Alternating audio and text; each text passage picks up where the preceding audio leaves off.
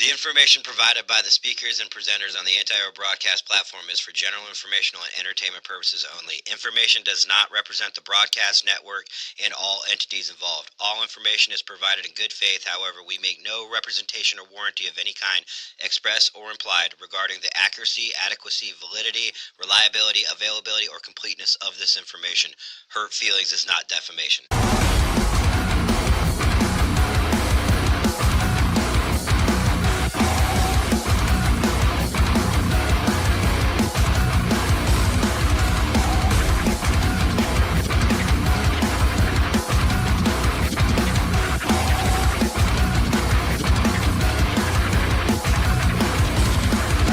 JV team for life. Good morning. It is Thursday, April 9th, 2026. The Anti-Hero broadcast is the news entertainment broadcast for veterans, first responders, and all blue-collar Americans. This show is, of course, brought to you by GhostBed. Go to ghostbed.com/Anti-Hero. Save 10% on their already ridiculously low prices. Pillowcases, mattress toppers, cooling patented technology sheets, the award-winning mattresses, in-house customer service, and free shipping on those big-ass mattresses. So if you got to replace something in the bedroom, please go to ghostbed.com/Anti-Hero. It'll save you 10%, and it'll tell them that we sent you. And, of course, Elevated Silence. Go to elevatedsilence.com. Use promo code Antihero15 and save 15% on your suppressor. Exercise your Second Amendment right. Get yourself a can. They got everything from 22s to 50 cals. It is not a hard process, and Jim will walk you through it. ElevatedSilence.com. Use promo code Antihero. Save 15%. Good morning. Good morning. Let's get right to it. Who likes to kick off their day with communism? I mean, it's a great way. A high communist. There's no telling if he's high or not. We don't know. Oh, maybe it's just fake. It's for show. Movie prop communism. All right, we have our routine Thursday guest at 11 a.m. Ryan Miller, a Marine communist, always mostly disagreeing with us, but I think we agree on a lot. You know what's funny is I've been hearing Nick talk a lot, and with the deep state stuff, I really think everybody can get down if we could just get rid of the division. Maybe. You saying like they may have their own podcast? Huh? Nick, G Money and the that would make a lot of money. He says he can't hear. Check. Are we muted? No, we're not. Who can't hear us? Him. Oh, we'll bring him on. We'll see. Maybe can't hear us. Radio check, over. Good. We can hear you. Can you hear us? Check. Radio check. What the crap?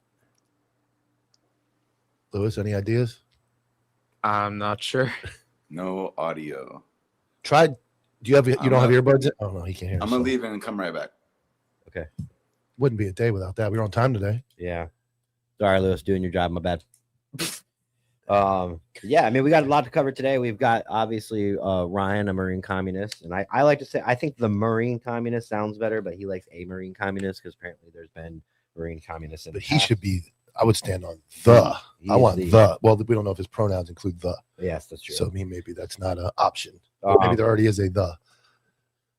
Good now. Bring him back. Bring him back in, Lewis. There we go. We good?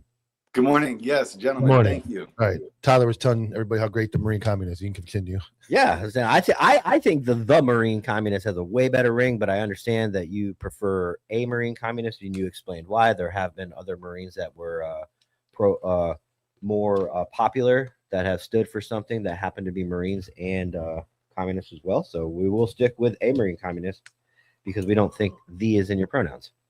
Well, I appreciate this because, I'm a collectivist, not an objectivist. And I think I don't really want to be a star as much as I want to be noticed among the constellation. Okay. Do you remember what I've been trying? I said at the very end of last Thursday's segment with you, I said, hey, don't forget about this. I want to ask you about this. I want to talk to you about it. And I 100% forgot what it was. I believe you wanted to talk to me about Native American Indian reservations. That is it. That is it. Very, very, very almost, I would say almost, if not worse than Hiroshima and Nagasaki. One of the things that we just do not mention in our history books. We mention it happened and then we just move on. So some might call it atrocities, some might call it war, but the fact that we we put them on reservations, and that's all I know really, is that we slowly throughout 100 In Florida years, here, they get paid quite the bit of money.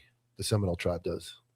and they own Hard Rock Cafe. They own the whole thing. They own all gambling in the state of Florida, and they're paid by the federal government for just being alive. Lots of money. You're welcome, Native Americans. Yeah. So well taken care of. Ryan, what's your take, bud? No, you're welcome. You're welcome Mine's now. disgusting. Maybe You had nothing to do with that. currently they're very well taken. Obviously suffered, but currently they're doing very well, at least in Florida. How do we make it right, Ryan? Land back. All of it? Yes. Decolonize Turtle Island from sea to shining sea. Oh, we're Turtle Island? Yeah. Okay. If you look at the map, it's what it looks like. And then if you rotate it, what is that? 15 degrees, then you'll see it's like a duck. North America and South America together is like a duck. And this is because like Western Hemisphere people used to travel freely and migrate freely throughout the both continents. Do you think that when we give it back to them, anything has to change, or do they now have rule over our homes and our communities, and they decide what happens and they take over government? Yeah, I think that's a good question. What that would look like, I want to leave that to the Native American Indian folks to determine what that like actually looks like. That's not really appropriate for me to decide. But I think, you know, instead of paying your mortgage or your rent to some, you know, random bank, you'd probably be paying it to a Native American Indian institution. Okay. I am curious on how that would all work out. That would, obviously we know we're idealists in some way, shape, or form. That would never happen. But if it were to happen, you know, how that would all play out. Well, I think the first thing we got to do is like check in on our moral compass, because that introduction that you gave was really unexpected. I thought we were going to go in a different direction. Yeah, this was an American Holocaust, right? This was genocide. This was indigenous displacement and dispossession, systematized. And, you know, the first step in believing that, reconciling with that, you know, that this idea of land back, idealist or not, but we got to start with the like this understanding that it's possible. Let's just be open to the possibility that it could be possible. And you know, obviously there's no way to take back terrible things that happen. Like we can't go back on that. We talk about reparations, money, land. I will tell you, to be exact, every single breathing, living Seminole Indian in the state of Florida, child, adult, gets $128,000 per year. They are also have free education, free healthcare, and housing assistance. So I don't know what undoing something looks like, but if I was going to start somewhere, and that's Florida only, Seminole Indians, you can't undo what happened hundreds of years ago, but that seems like a pretty good starting point. Plus, they own every gambling establishment. They absolutely have the market cornered. They're the most successful gambling establishment in the United States. They're building a new casino in Vegas while the rest of Vegas is faltering. They are turning a huge profit. So that's one tribe here in Florida, but I think at least them, I would say, like, you can't undo death and Holocaust, but they're not doing terrible. At what point can I not be associated with white imperialism? Is there any point that I just can't be like, hey, I did not do that, I wouldn't have done it, but I live in a land 300 years later and I don't want to be attributed to that? Or is that just on me because I'm white? I think that's between you and your moral compass. These were two different statements, so let me kind of reflect on both before I lose them. I'm so glad that these folks in Florida are receiving these benefits from the state of Florida. And this is like an incremental approach toward justice, right? On the way to like land back. Land back is, I'll admit, the radical sort of resolution, right? So I'm with you on this. I imagine, I cannot speak on behalf of Native American Indian folks. I was raised in a colonized way. I'm going to make mistakes and I apologize. I'm just here to do my humble best. But I imagine the great nation of the Seminoles would give back all of that. Casinos. Yeah, but here's the thing. There's a lot. It's not, we look at it as white people, as Native Americans. Woo, Native Americans, right? But there's a lot of different tribes. There's a lot of different what would you call them? I mean, It's like family, different. yeah, tribes and All over the also United States. I mean, their origins come from other places too. So they might. Let me ask you this: is your position that the majority of Native American Indian reservations, the conditions for them are fantastic, like they are for? No, I've been watching Yellowstone, so no. that's why I asked this. So, Okay. from my research on that fictional show, that when they depict the tribal land or the reservation or the res, as they call it on that show, in Montana, it's actually really underfunded, doing really bad. But one could argue, you know, if you give somebody territory and say, do what you want with it, and then they run it to the ground and can't function, is it our fault or is it their fault? Do they need our resources now, the evil white imperialist resources, or are they going to be able to? Yeah, let's talk about resources. Okay, so in the Holocaust of the Native American Indian, the displacement part was putting folks on these reservations. Trail of Tears, perhaps you're familiar, right? Yeah. And what the government thought was these like barren wastelands, Southwest United States, Northwest, kind of the Badlands, we're like this, kind of disposable land, right? Not a lot of terrain features, things like this, right? Well, guess what? Then they discovered that there's like really important uranium on the reservations of Southwest America, and so they go back in and extract that, right? Disrupt those treaty rights. 1/4 of the domestic U.S. oil supply comes from Fort Berthold Indian Reservation in North Dakota. Isn't that interesting? So if you want to talk about resources, right? Here we are. And so let me tell you a little bit about what happens on this reservation, right? Because it is on a reservation and not in the United States, the Environmental Protection Agency does not have jurisdiction. So these oil companies, okay, can pollute, can frack, right, freely, openly, without the restrictions that the EPA would provide. And so you know what? Yeah, big respiratory illnesses, skin illnesses, air quality. There was even the reservations can't tell the oil companies not to come in there. This is when you're in the experience of extreme poverty, right, and extreme intergenerational trauma. Oh, they pay them for it. We make tough decisions to survive. Absolutely. I have a question. Shut up. You're white. You can't talk. I have a question. It's your fault. So essentially, we as white people came to their country illegally and took land and stayed, correct? That's what we did. We ran them out. Yeah, this is a good thing to bring up. I got 2 parts though. So that's what we did. What about the illegal immigrants that come in from other countries like Mexico and then are in our country illegally in the same fashion? They have our houses, they have our land, they have our resources. Why don't they have to get out as well? Like we should, if we're all going to leave, should the illegal immigrants that have poured into this country over the last, during the Biden administration, millions of people that are illegal in our country, taking our jobs, taking our land, how is that any different than what we did to the Indians? That's a question. I think there's a couple in there, but I will One say big that. One. What's the difference?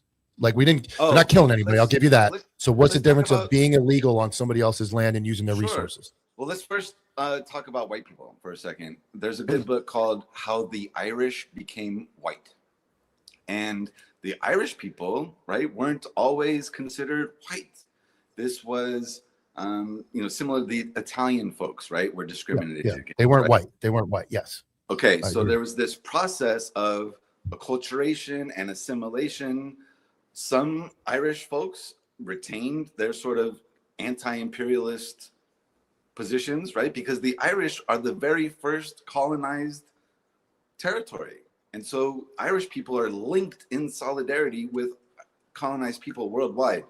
And a lot of Irish folks have licked the British boot and have done, atrocities around the world on behalf of the British crown. So that's the, this part about white folks, right? It's like, it's important, and we got to sort of like talk about it. Yeah, there was a point where Italian were not white folks; they were immigrants. Exactly, They jumped right? up. Like my family is Italian and Greek. Both those sides were. My grandparents both came from other countries, and then stayed. Yes, and a lot of Irish and Italians became, military and cops as part of our way to acculturate and assimilate, right? So this is the thing, and it's interesting, right? Like how immigrants, if you're not a Native American Indian, right, you're an immigrant, you're a refugee, or right. So how we kind of like close the door behind us, or if we're talking about this origin story of the Pilgrims, right, that this conquer, right, that's may have been legal, but it's not ethical, right? Slavery was legal, Jim Crow was legal, apartheid was legal. There's a difference between legal and ethical. So I think if we want to be tough on immigration, one, we got to look at the causes of immigration, and destabilizing foreign countries is the number one cause. So let's maybe stop doing that. And then two, working migrant workers are not our enemies. It's these rich people, my guy. So thank you. Yeah, I agree. But we're not the one. What is it? 1% of the country control. I get all this. We're not rich. I'm not rich. My family's not rich. So the majority of America is not rich. So I understand that concept, but I also don't, just like it was not fair what happened to the Indians. How is it fair to middle class, to lower class Americans who watch foreign people come in, take their land, or get free housing, get free benefits, and get all this stuff and go, well, and I get it. Nobody's a Native American. I'm going to skip that part. Well, I now live here. This is my house. And there are people the same way the American or the British came over and took over the country from the Indians. It seems that the same thing is happening, but we're okay with it because all these poor people come from a lower class country. They need help. Well, they're not citizens, though. It's the same dynamic. I have a question. The Native Americans, when the white man came over, would they have allowed the white man to live amongst them? As you say, Ryan, traveling people, they're free to travel. They're free to occupy. Everything's free. North America, South America, Central America, everything's free. I'm not saying they should have let them, but I'm asking because I'm ignorant to it. Were the Native Americans at that time, does history state that they would have lived amongst the white man, or would it have been war either way? Yeah, a couple of things I think I'll just name is that, my experience on Fort Berthold among Native folks in ceremony, when I first showed up, I was afraid. I thought I would get the cold shoulder. I thought I would get a lot of side eye. And actually, it was the complete opposite. So warm, so generous, right? So inclusive.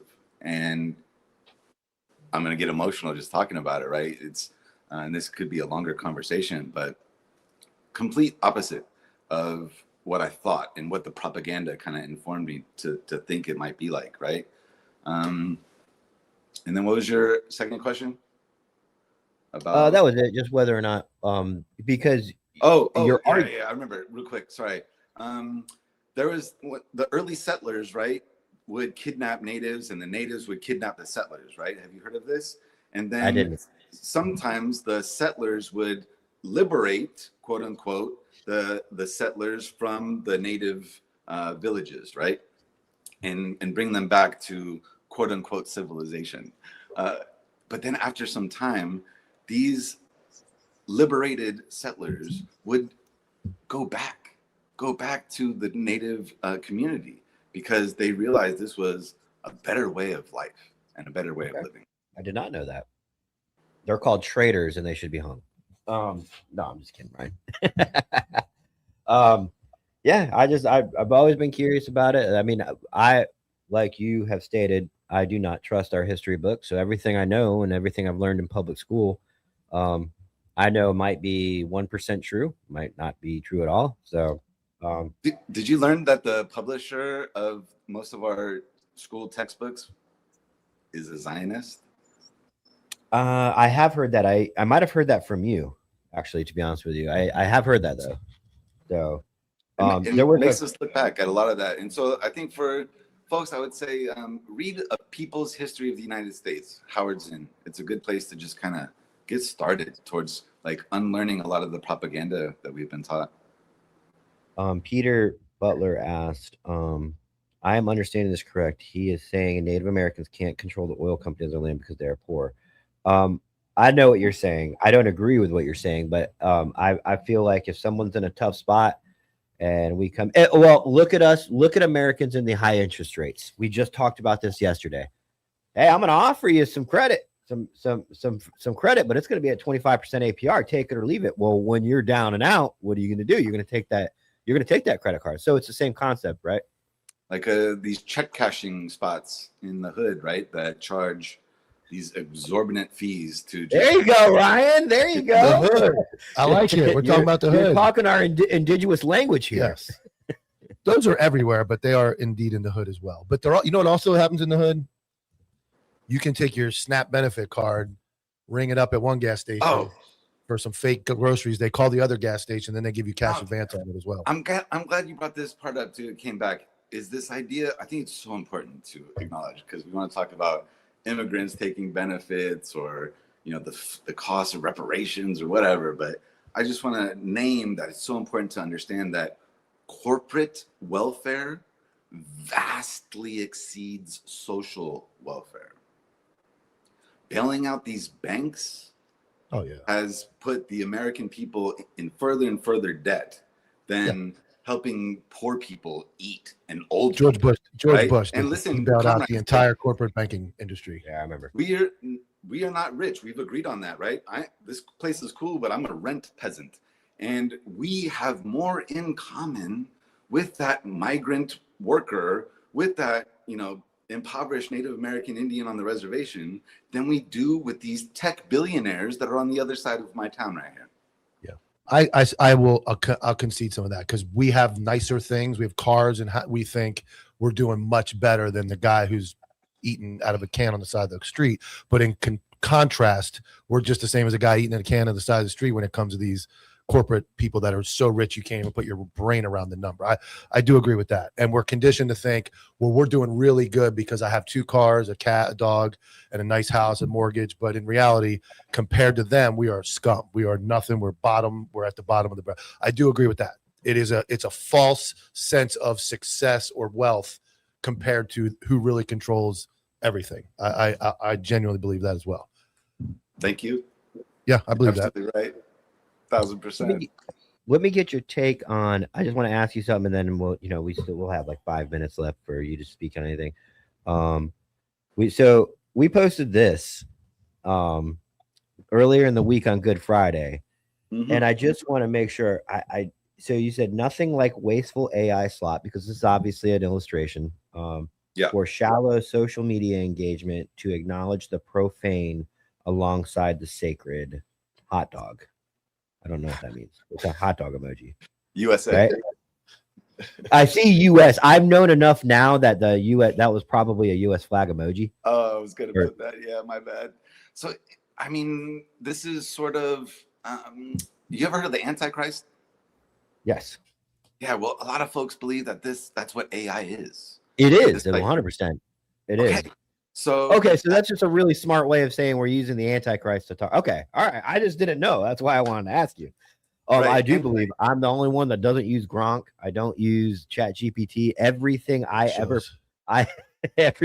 ever put out is from my own brain and my own 2 fingers. Mine is too. I just get a little help. It's like, you go to the gym, you're on 100,000 milligrams of test, you get a little help. You still got to go put the work in. But no, I agree. But then similar to freedom and similar to everything else, the Antichrist is around us 24/7.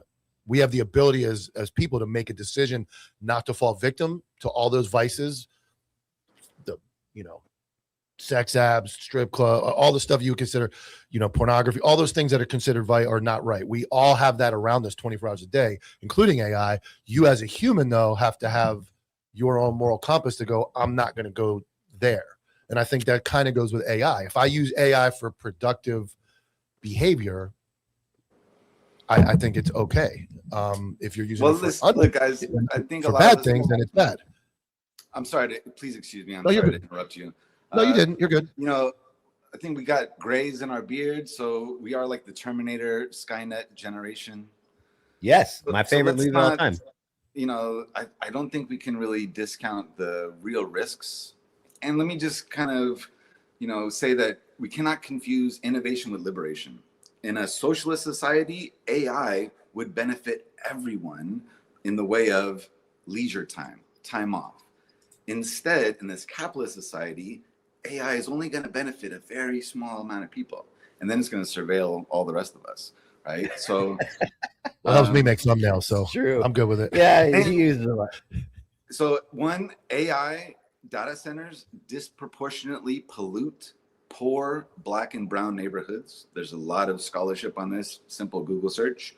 So there's that moral piece we need to wrestle with. But hey, have you guys seen the AI videos that Iran has been putting out in the Lego animations? I want to say I have at least heard of it. I don't think I've seen it. Hold on, though. Did you just say that AI is racist? It affects Black people?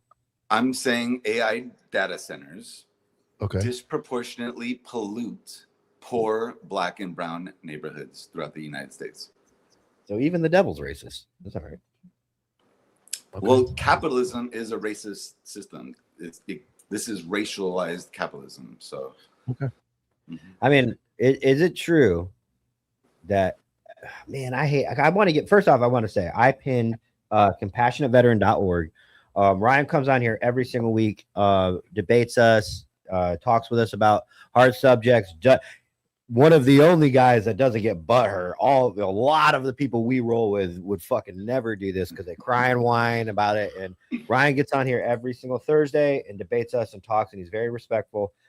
So he represents compassionateveterans.org. If you can go there, check it out. We're all about helping veterans. It's just what your preferred way. Go give it a look. If it's something that you want to donate to or help out, please do, because Ryan helps us out every single week. So that being said, I want to give you the floor for anything because I naturally want to ask some questions, but I can go on for days. Hey, we'll be here next Thursday, God willing, inshallah. I do want to say that the 2016 Standing Rock pipeline protest changed my life. I deployed out there with veterans from across the country as an atheist, and I learned about prayerful protesting from the Standing Rock Indian Reservation and the people there, and I came back a prayerful person. 2019, I started going to a Sundance ceremony on Fort Berthold, North Dakota, witnessed how for veterans specifically, there is a ritual and a cleansing ceremony that was profound, and that the general population can learn a lot from the indigenous population about how to welcome home their warriors and reintegrate them into the village.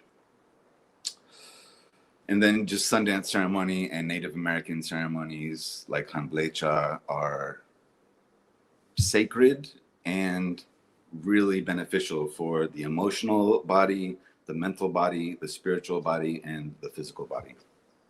What's prayer? So when you say you came back prayerful, what's that? Does that mean you came back religious or just respecting prayer? I used to believe that a belief in a divine justice system means that you won't fight for justice in this system. And I, wasn't really a religious person or a spiritual person. I was like an anti-theist even. Okay.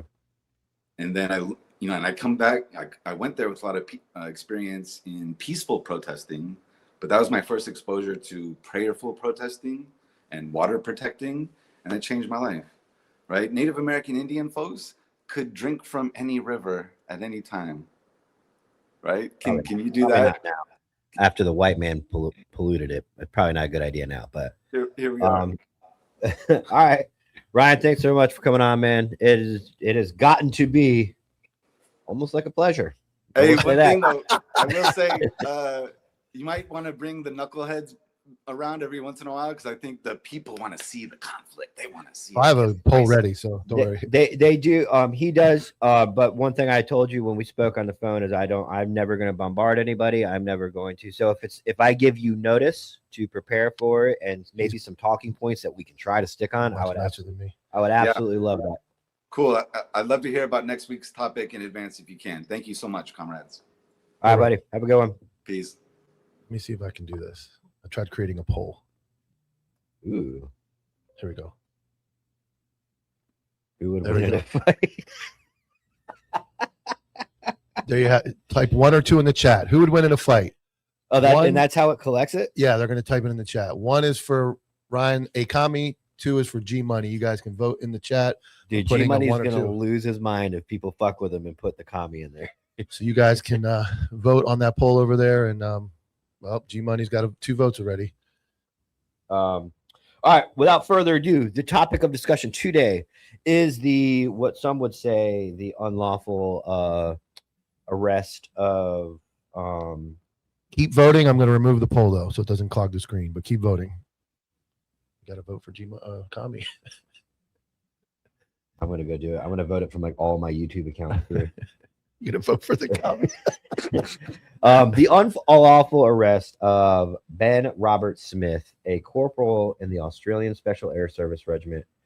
And it's got a lot of hype to it right now. It's a very popular topic. The people of Australia are actually standing behind him a lot. And so one of those people is a big supporter of ours, who reached out to us and asked if he could come on.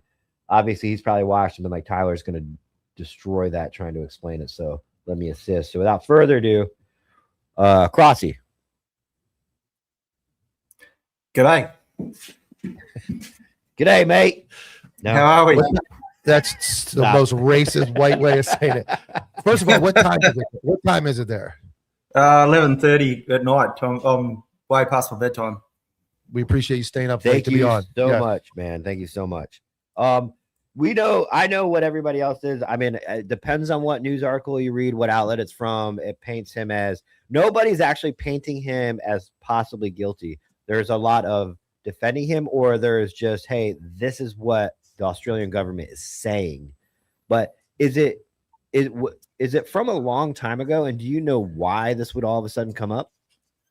It's like he's charged with murdering someone unarmed, and then he's got 4 charges of directing other people under his command to commit murder, basically. And it's going back to 2009 was the murder charge, and then the other ones are after that. And where it's all come from is like we had a week as Pierce Chief of Defence Force called Angus Campbell, and after we kind of wrapped up our operations in Afghanistan, he's like a woke motherfucker, and he started this thing called the Brereton Report, and the Brereton Report was like led by a fucking journalist for some stupid reason, and started investigating Australian military action in Afghanistan. And there was no call for it, like really, no general outcall, or no one really asking for it, but he's decided to just do it. And from that has come a whole heap of everyone bitching about each other, and a bunch of apparent war crimes pop up. Yeah, so it's dated. What is, compared to, obviously we saw what happened with Eddie Gallagher here in the United States, what is the similarities, if any, as far as being detained, custody, and how the government will handle this? Will he be like locked up, not allowed out, or what will happen? We don't know anything about what you guys do. It's really hard to say. Like he had his this is the problem with it all as well. Like they've been investigating it and threatening it for like 5 years, and then over those 5 years, all these there's it's not just him. It's like I believe about 15 other SAS boys, and over those 5 years, like even one of them, apparently one of them's like necked himself, and it's like they all think and these charges are hanging over their heads, but they didn't know whether anything would actually eventuate. And Yeah. and then now it's obviously starting to eventuate, and or this is eventuated to Ben, who's he's our most decorated alive soldier. Like he's won a Victoria Cross, which is our equivalent to your Medal of Honor. Oh, And wow. that can't be taken off him because that's for a particular act of valor. So that is what it is. But yeah, it's just when I look at it, it's to be common sense is if something is bad, something should happen right away. Yes. If something takes 5 years, there's something to be said about distance between investigation and charges. It's either there or it's not. And sometimes I think what they do in these cases is they drag it out so long that there's so much time from when everybody was outraged the first time that it started to where now everybody kind of forgot about it, and then they kind of sneak it in and go, oh, by the way, we just arrested all these guys, and everybody's like, what did they do again? And like it kind of is like mind warfare. Like distance creates everybody kind of letting it go, but you're also never safe. And can you imagine living for 5 years knowing you're every day you wake up, you could potentially be charged with war crimes and sentenced to life in prison for every count that they're facing? Like, that's got to be for a guy that's got the fucking top dog, man. The guy that did everything he wanted to do. Done like six trips to Afghanistan, and 6 trips with the SAS to Afghanistan. And the problem with the Australian Army as well, like we were too scared to send regular soldiers over there for so long. So what we've done is we just flogged the fuck out of our special forces. And so you had the commandos over there and the SAS over there going out doing like regular soldier jobs, not their jobs, which is like SAS should be long range reconnaissance kind of missions. But they were going out there just like kicking doors like our infantry should be. But we're too scared of losing numbers because we're a bunch of pussies. We've learned throughout this podcast and broadcast that the Australian SAS is different than the British SAS. Are anybody else that has been brought up on charges have they been arrested for these charges yet, or is it just no, just Ben? Yeah, no, it's just all hanging. They're just hanging things over. It's like they spent $300 million they spent $300 million to investigate all of this, and they haven't charged anyone like in that last 5 years until now. And then what they've done is they've charged like our most decorated soldier, buddy, 2 weeks before Anzac Day, and Anzac Day is like our day of Anzac Day is where everyone gets together and just respects all the service that any service members have done for, past and present have done for our nation. And he walks off a plane from from Brisbane to Sydney, and then as he's walking off the plane with his twin daughters, they have the media waiting there, and the Australian Federal Police arrest him. Oh, in front of a parade. And it's like a fucking pony show. Yes, that is definitely a dog and pony show. That is definitely them trying to show. I mean, because like you said, man, you arrest somebody like that, nobody's safe. That's why I was messaging you, boys. I was interested in your take, obviously being on both sides of things.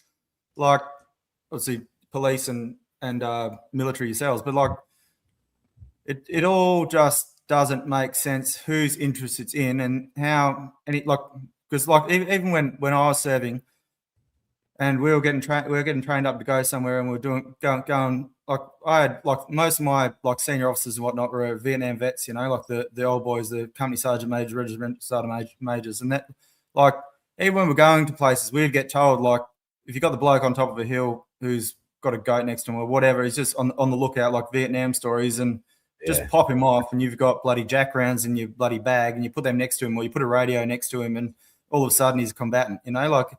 And then these SAS boys, like, be fucked if they don't do worse than that. But it is what it is. You're dealing with you're dealing with people who don't play by the rules, and you've got to find works a way around it. So, like, I mean, what you do is you just let them operate and do the job they do, and don't stick your fucking nose in it. Now your government, this is by 9 laws. You guys have a little less free. Your government controls you guys a little bit more with media, social media, what guys can say. Police can't really speak out. So in this case, what it looks like is there's always that old, like, you can beat the rat, but you won't beat the ride. Like making that media spectacle of this, like convicts him in front of the country. And even if it goes away, they got their moment of like power by arresting him in front of everybody with his daughters. So it creates the image that he's a bad guy. And then if for some reason he gets off or somebody there's no recourse for that. He can't go. He's never going to be able to go back and get damages from the government or sue the government. His life is ruined, even if he wins in a year or 2 years. And that's a good point too, because here, like Mike said, Eddie Gallagher was incarcerated for war crimes that he didn't commit, and treated very unfairly, not necessarily by the federal government, by the NCIS of the military, which is the federal government. I understand that, but it wasn't like our White House coming after him. It was the military. But Eddie has now been able to flip that and start a nonprofit and be a voice of reason for people that are unjustifiably incarcerated or charged.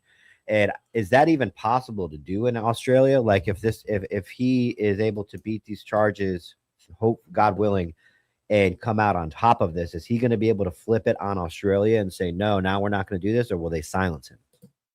I think slowly but surely, like we've got a politician who's been around a long time here called Pauline Hanson, like One Nation Party, and all of a sudden, like, or even like probably since COVID, like everyone's turning, because we've got two parties. They're called Labor and Liberal over here, and they're all just the bloody same, and they've just all turned like left as fuck, and it's just all wokeism and like crock of shit, you know. Like look, bringing in that many immigrants that fucking no one can afford a fucking house anymore, and it's all like it's just driven things mad. So now all of a sudden, like you've got this woman, Pauline Hanson, and her polls are going through the roof, and like she's always said it to start with, like Australians first, and make sure unless mum and dad and kids can buy a house and everything can operate, then stop looking after immigrants. Stop like look after your bloody backyard before you worry about anything else. And now their popularity's gone mad, and like the latest polls shows they're going to have a big chunk of the parliament. So like credit to her, like first thing this morning she piped up and she was on social media saying like, it's an outrage, really, what's happened to Ben and what's happened to the others. It's not just Ben; it's the other boys who have all got it all hanging over the shoulders too. Yeah, and then, they're of course probably it seems like they want Ben the most because he's the most decorated, he's the most 100%. Rich target. Well, I think they want to show that bloody 300 million's going somewhere, or 400 million. It's growing obviously by the minute. That's the other thing.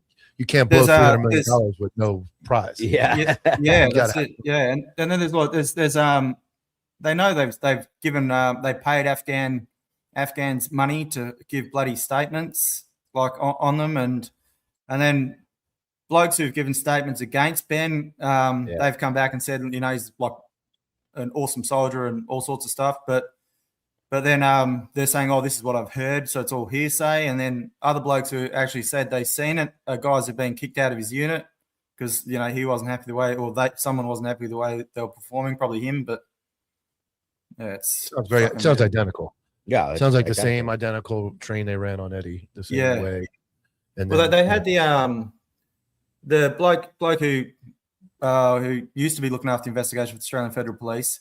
They had him on there, and he was started off investigating it and started off saying that it's just about impossible to prove because you can't get the weapon, you can't get the bodies, you can't get the bloody the projectiles, you can't get. I mean, this is all going to be 14 to 18 years ago, too. It's like, this is all going to be hearsay. Yeah, it's all hearsay. So, like, it's basically like just about like, and he got he tried to sue like a newspaper in one of the courts, whatever you call it. I'm not that savvy on all that, but tried to sue them on that. But then the judge kind of kicked it out, and he was okay for that court. But they were saying it's not held as high a regard as criminal court. So they were saying in criminal court, like basically, it's going to be bloody hard to prove that as you're saying, it's hearsay. So you can. But that's the catch-all. They don't need to win that. They made they spent the money. They got their moment in the press. They can blame whoever really wants to push this. Can blame a jury or somebody else and go, oh, we did all we could, but. Nobody suffers at that. All those people involved in that go home and go to bed that night with zero loss.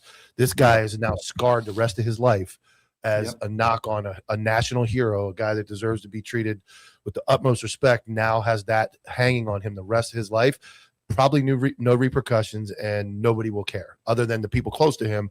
Everybody else will forget about it, and this dude's mental health now and everything is shot for something that is 16 years old and can't be proven. It just doesn't. It's not fair for these guys to go through this. It's complete bullshit. No. Yeah, the bloke who started this bloody he was like the chief of defence force when I was in the army as well. He's this Angus Campbell, and give you like a little picture on him. His wife was like head of bloody gender equality in Australia, which is a big crock of fucking shit. And she had a fucking trip over somewhere, which cost $700,000 for her to go to a fucking conference of some other bullshit. And while I was in, they were banning skull and crossbones from our fucking insignia and our fucking banners. And like we're infantry riflemen, like fucking trained to kill people every day, but I can't have a fucking skull and crossbone flag, like a bunch of queer cunts. But anyway, I don't know if I'm allowed to say that. You can say whatever you want, man. Yeah, you can say whatever you want. That gives you a picture of him. And then as soon as and then what he's trying to do is trying to paint himself a pretty fucking picture for after he's left the ADF and like trying to get into politics, which he is now. He's fucking overseas, bloody diplomat to Belgium and fucking Europe and the EU or some shit. He's the biggest piece of shit in the world. And while he was in, retention rates for the army were the lowest ever, and recruitment rates for the military were the fucking lowest ever. Because who the fuck would want to join when your fucking chief of defence force is trying to fuck you? Yeah, well, yeah, that goes without saying. The state of Australia in general, we've had a lot of people. It's like any country. I'll be the first one to say Americans are ignorant to a lot of the world. And you know, when something happens in Canada, a lot of Canadians go, "Hey, man, that ain't us, dude. We're polarized just like every other country." And then you go down to, you look at Australia, and we critiqued Australia on being oppressive, especially during COVID. And there was a lot of people coming at us saying our country's great. You don't know what you're talking about. And then we have people saying, no, absolutely not. It's a leftist society. It's getting worse. And they're definitely oppressing us. They were dragging people to jail during COVID, weren't they? Yeah, it was a state by state thing. But like I'm in Western Australia, and we were like, they basically just like fucking isolated us. So we didn't have like much of muchness. But over east, they were they were doing all sorts. Yeah, it's like it's funny, like it's like you look at America, and obviously you're so big, and every different state's different. Like, but I guess you put a lot of it like California, like they were fucking trying to fuck with everything, and like a lot of businesses went under, and and then everyone was just like, I don't know, overreactive, really. Yeah, weak as piss. Yeah. I say woke as piss. Weak as piss. No, I get it. What about what was the response to get off that topic? Was that shooting you guys had, a terrorist attack? How did that affect the cut? What was that like living there? Like, I know we have a lot more over here. What was the response from the government and all that to that situation you guys had? Well, yeah. Nothing positive. Yeah. The prime minister at the minute, he's a fucking he's limp wristed. He's got doesn't have a set of balls on him at all. And let's say, well, don't even referring back to that previous topic. Fucking Ben Robert Smith had like full-time federal police fucking monitoring for fucking ages, and then these people who came into our country like foreigners, fucking all like straight away like bought 6 fucking firearms and blah blah blah, and we're already on someone else's fucking watch list. Went over to fucking Philippines, and we're hanging out with other terrorists, and federal police fucking didn't bother like have a squiz at them. Like, let's look at fucking Australian fucking instead. Look at the war hero. Look at the war hero instead. Yeah, right. Yeah, let's look at the war hero. He's a big threat. Fucking idiots. Yeah. But yeah, no, it's limp wristed. Like everything. Like the government's fucking.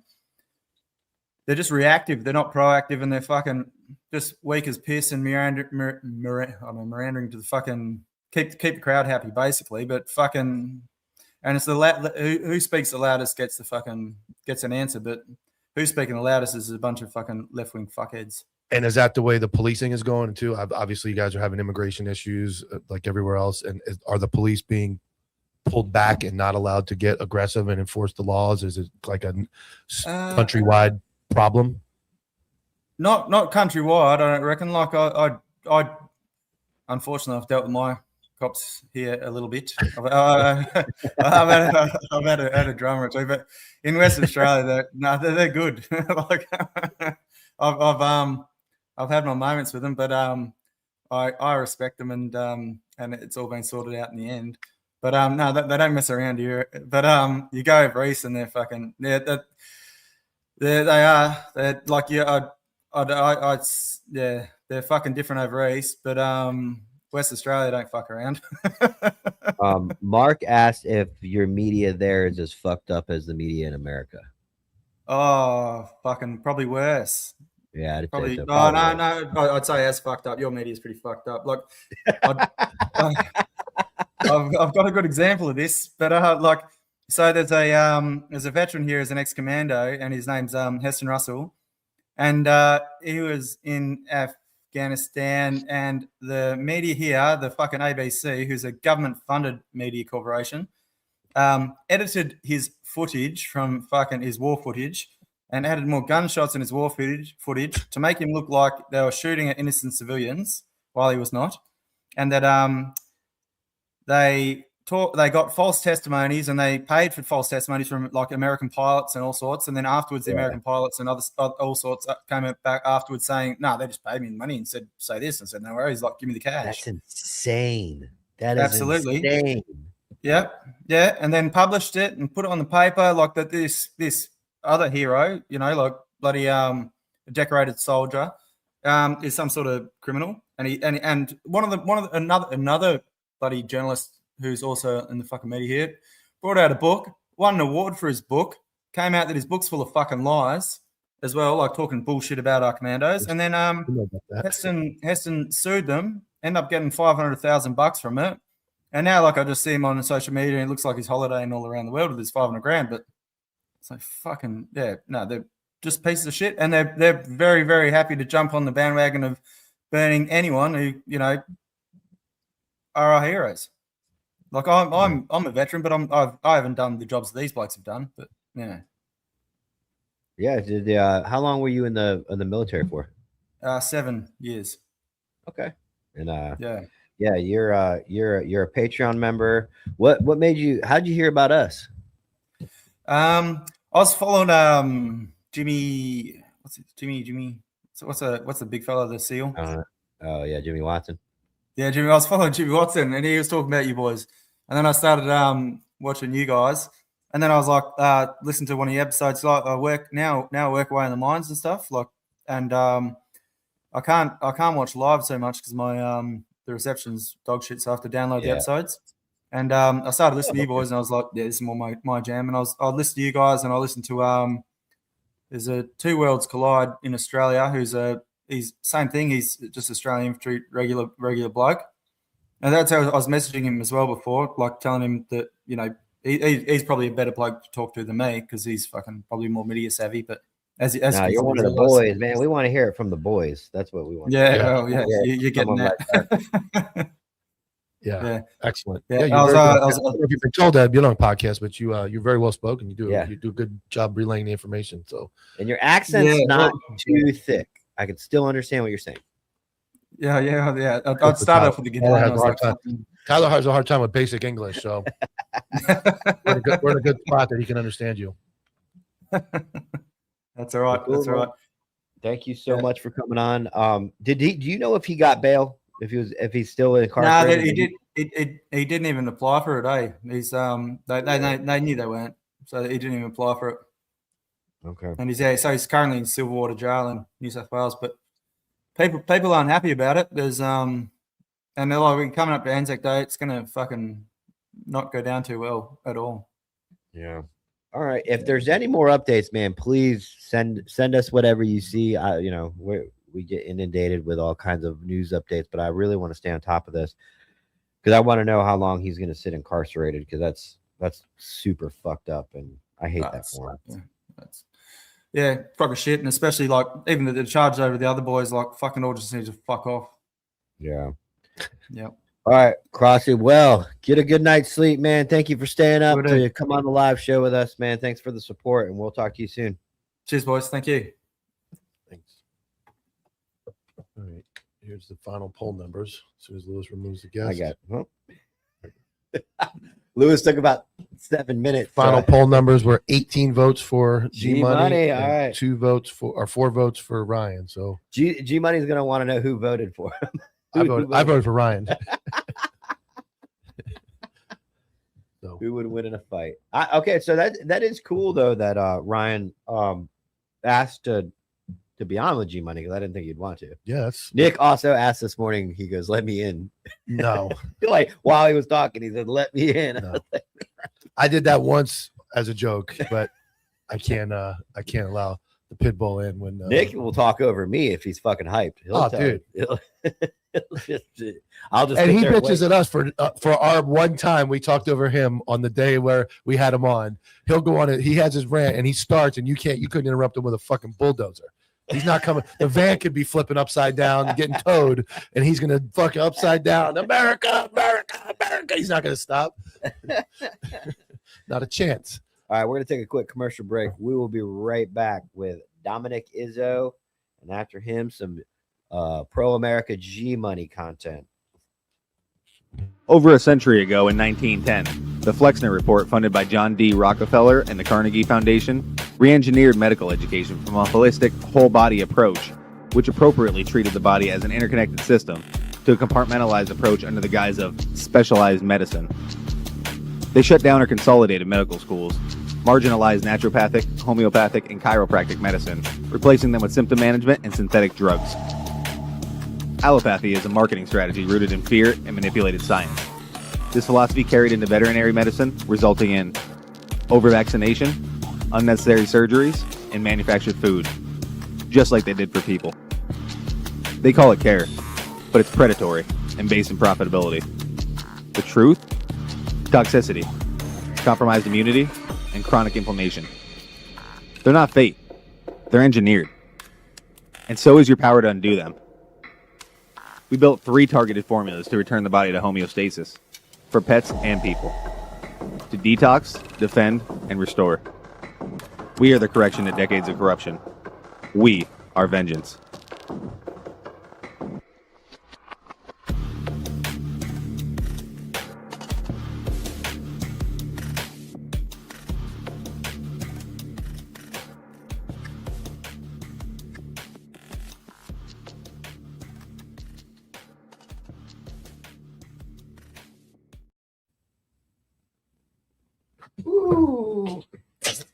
And we're back. The show is also brought to you by Crave Creatine Gummies. Go to trycrave.com and use promo code ANTIAIR15. Save 15% on your creatine gummies. It's been proven, especially in the last 5 years, how important creatine is for your mental function in your brain. You can boost 30% strength and get up to 30% more size with just creatine. However, now creatine's coming in gummies, but you need to watch out because a lot of companies will say, hey, we have creatine gummies, and they don't have creatine in them. Crave has done their creatine test as their commercial for their company. We've had them. We've tasted it. I replaced the creatine I was using with Crave for 30 days. I kept all my size and definition. I know when you get off creatine, you can definitely tell you just lose that volume. So go to trycrave.com and use promo code ANTIHERO15 and save 15% on your creatine gummies. I promise you guys, you won't regret it. This is a local company owned by real people, not a Ponzi scheme or any other stuff like some of these companies are. We talked to the owner and all their staff directly. They're super happy with the Anti-Hero Counterculture crew. So I can also account for that. Since I started taking this brand, I've felt a lot different than any other brand. You were getting creatine. Oh, really? Is that what it is? That helps. It wasn't a jelly bean. It wasn't a fruit snack. Oh, my bad. Okay. Yeah. Slimy brick fruit I snack. still have it to prove it. And Counterculture Inc. Lewis. Yeah, that's me. Oh, I thought Lewis did it. All right.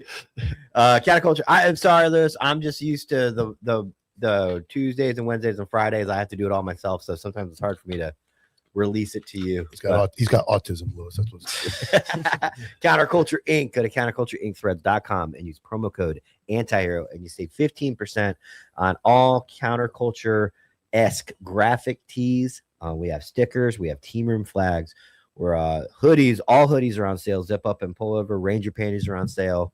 Beanies, anything you need. Counterculture Inc. Threads.com, promo code antihero15. And don't forget to check out. You can do it, Lewis. I did it already. CopvilleOG.com. Use code antihero15 for 15% off your entire order at the Copville OG store. Hats, shirts, hoodies, all the good stuff. 15% off. Then you can go to Patreon and get even more off if you join Patreon.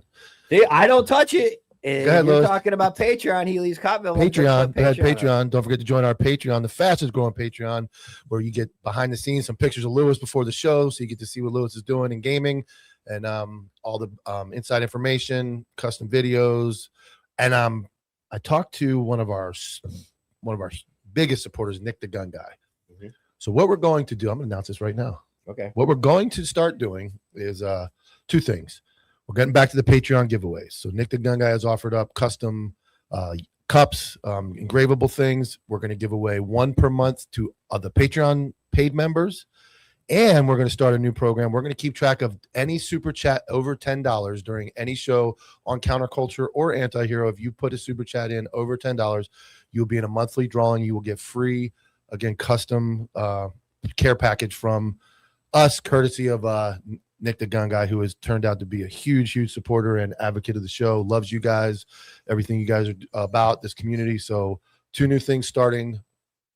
We'll start in April. April? We'll start May.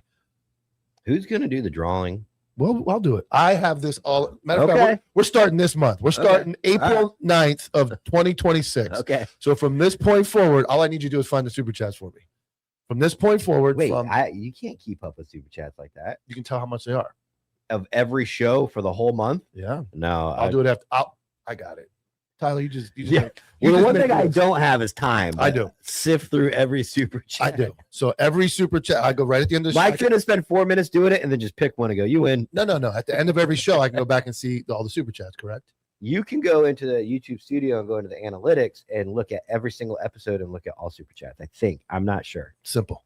Okay. So easy way is join Patreon. If you're a member of Patreon, you're going to be in the drawing every month for a free giveaway. And then every $10 super chat, I will handle it because Tyler is busy. I'm just fucking Justin around. said he can help you. He said, that's easy, Tyler. And I translate You can that take that into down, Lewis. Justin's going to help out.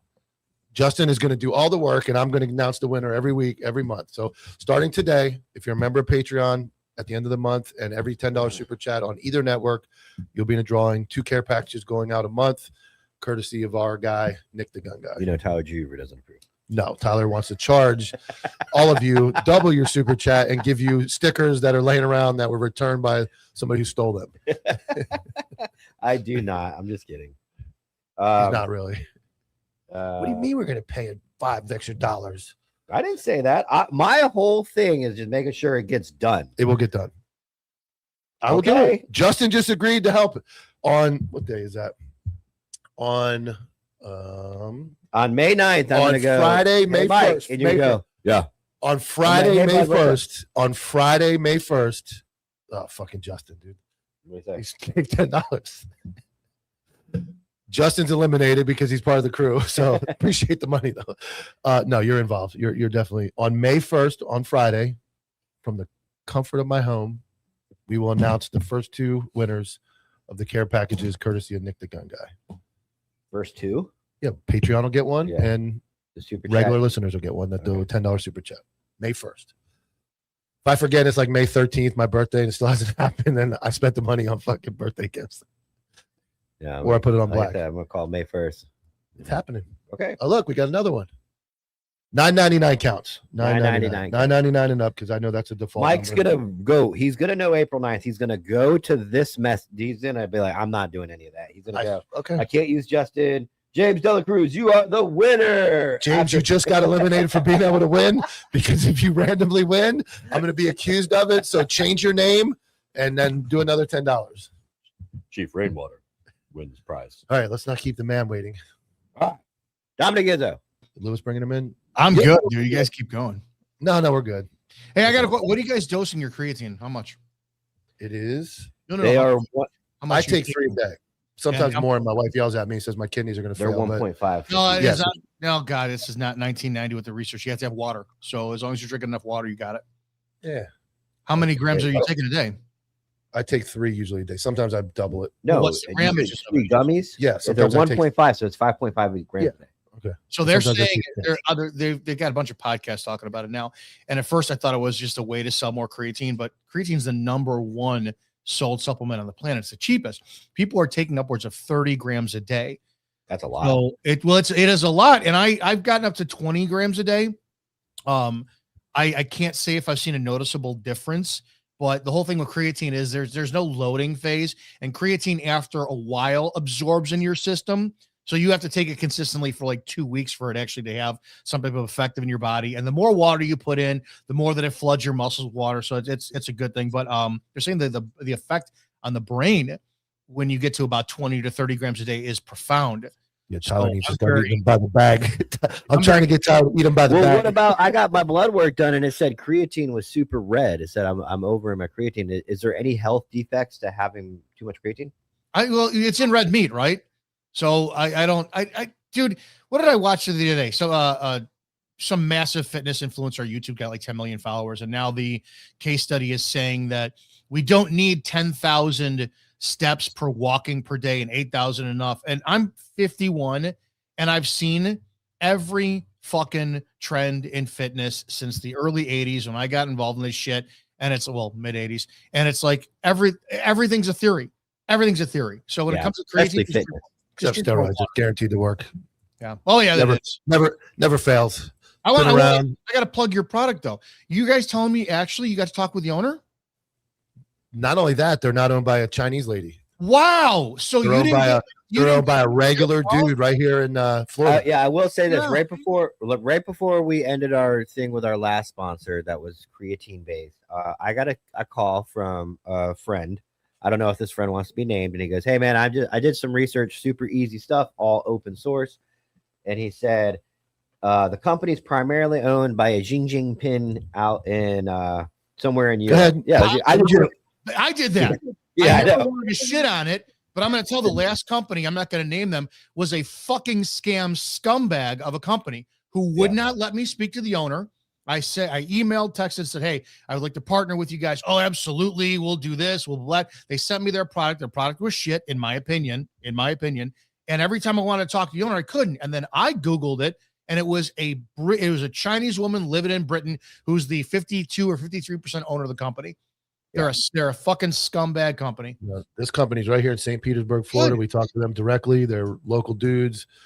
When obviously one of the perks of sitting here every day is they ship it to us for free, and I just say, "Hey man, I'm getting low. Do you want me?" But it's on us. Boom! Like 2 days later, it comes in the mail, 3 bags. My favorite is the green apple because it's a little sour. Great flavor, great. You can taste the creatine in it because creatine does not taste good. It doesn't taste like a fruit snack, and it works. And they're local, and they're able to talk to them directly. So it's a great company to support, unlike Just for the a sake of if Chinese they're not- virus company. if they're not run like the last company, then everybody and their mother should use Tasty Game or should use Crave. Excuse me. Don't use Crave. What's the discount code from the Anti-Hero?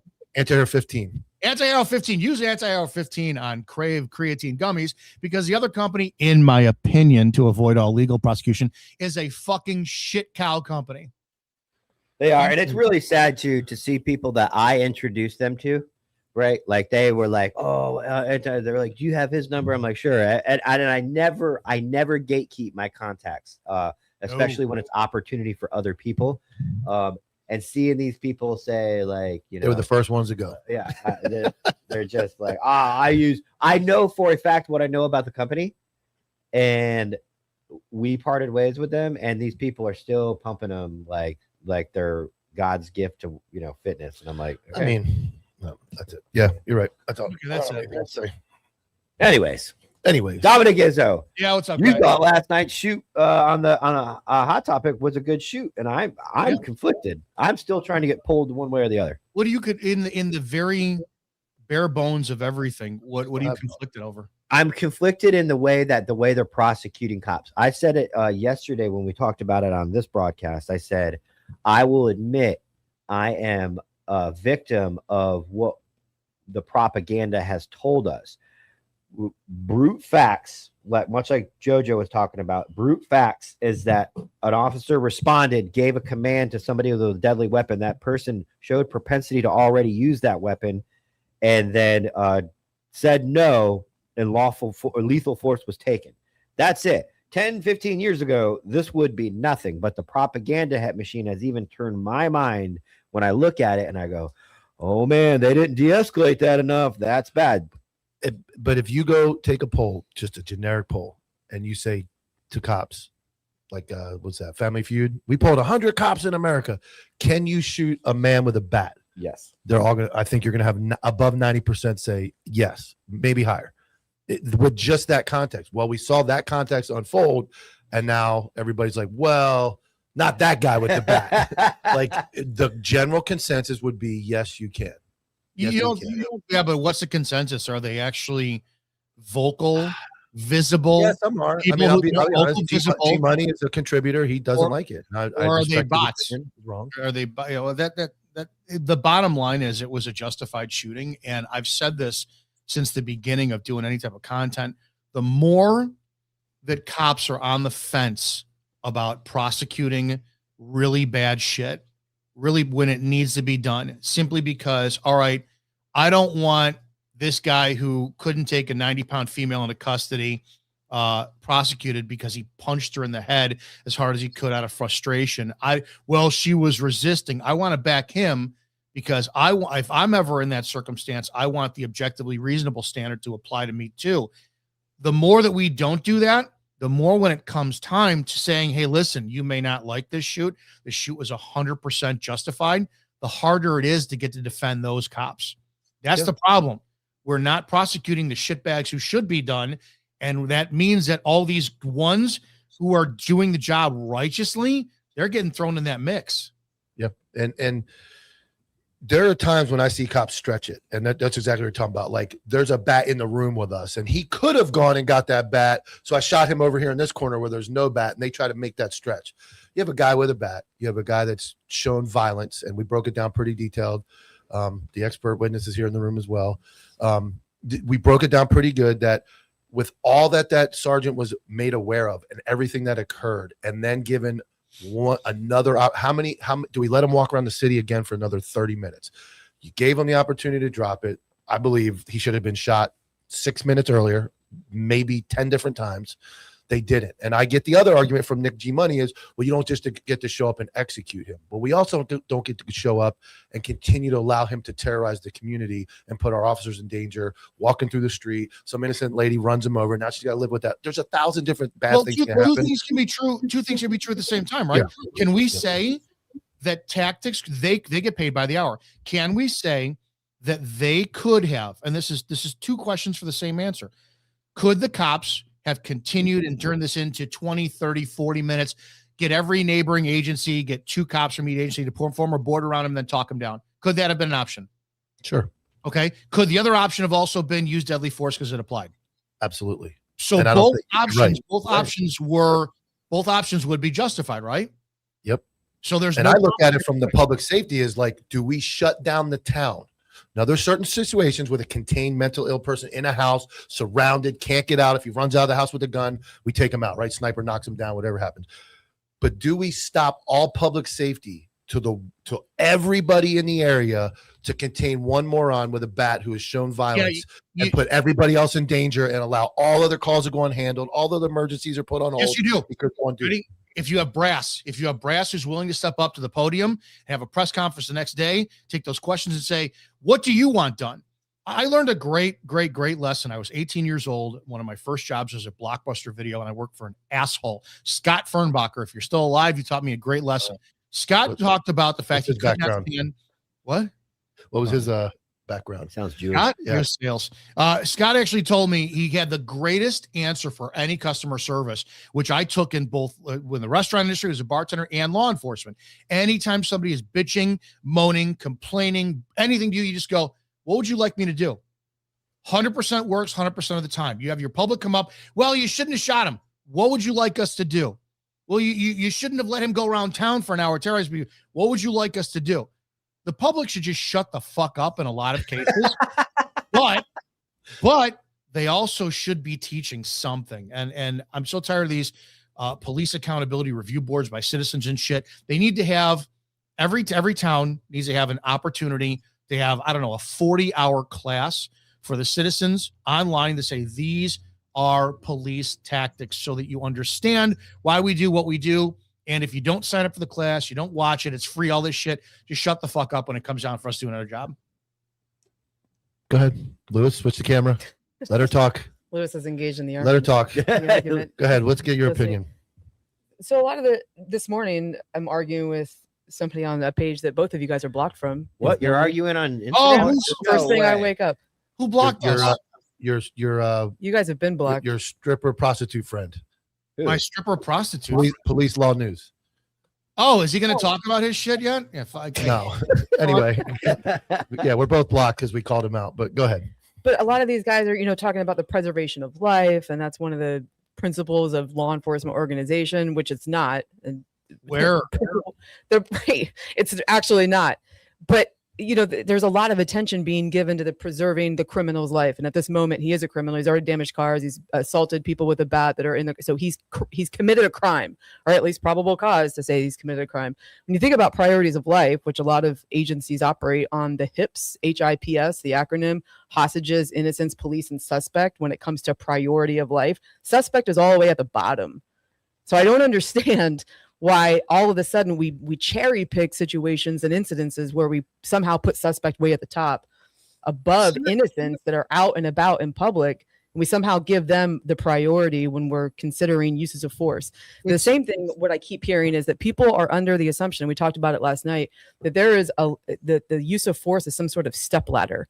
Mm-hmm. If deadly force is justified, and write this down if you're a cop, because it seems like your training unit's not teaching you appropriately. Deadly force is justified.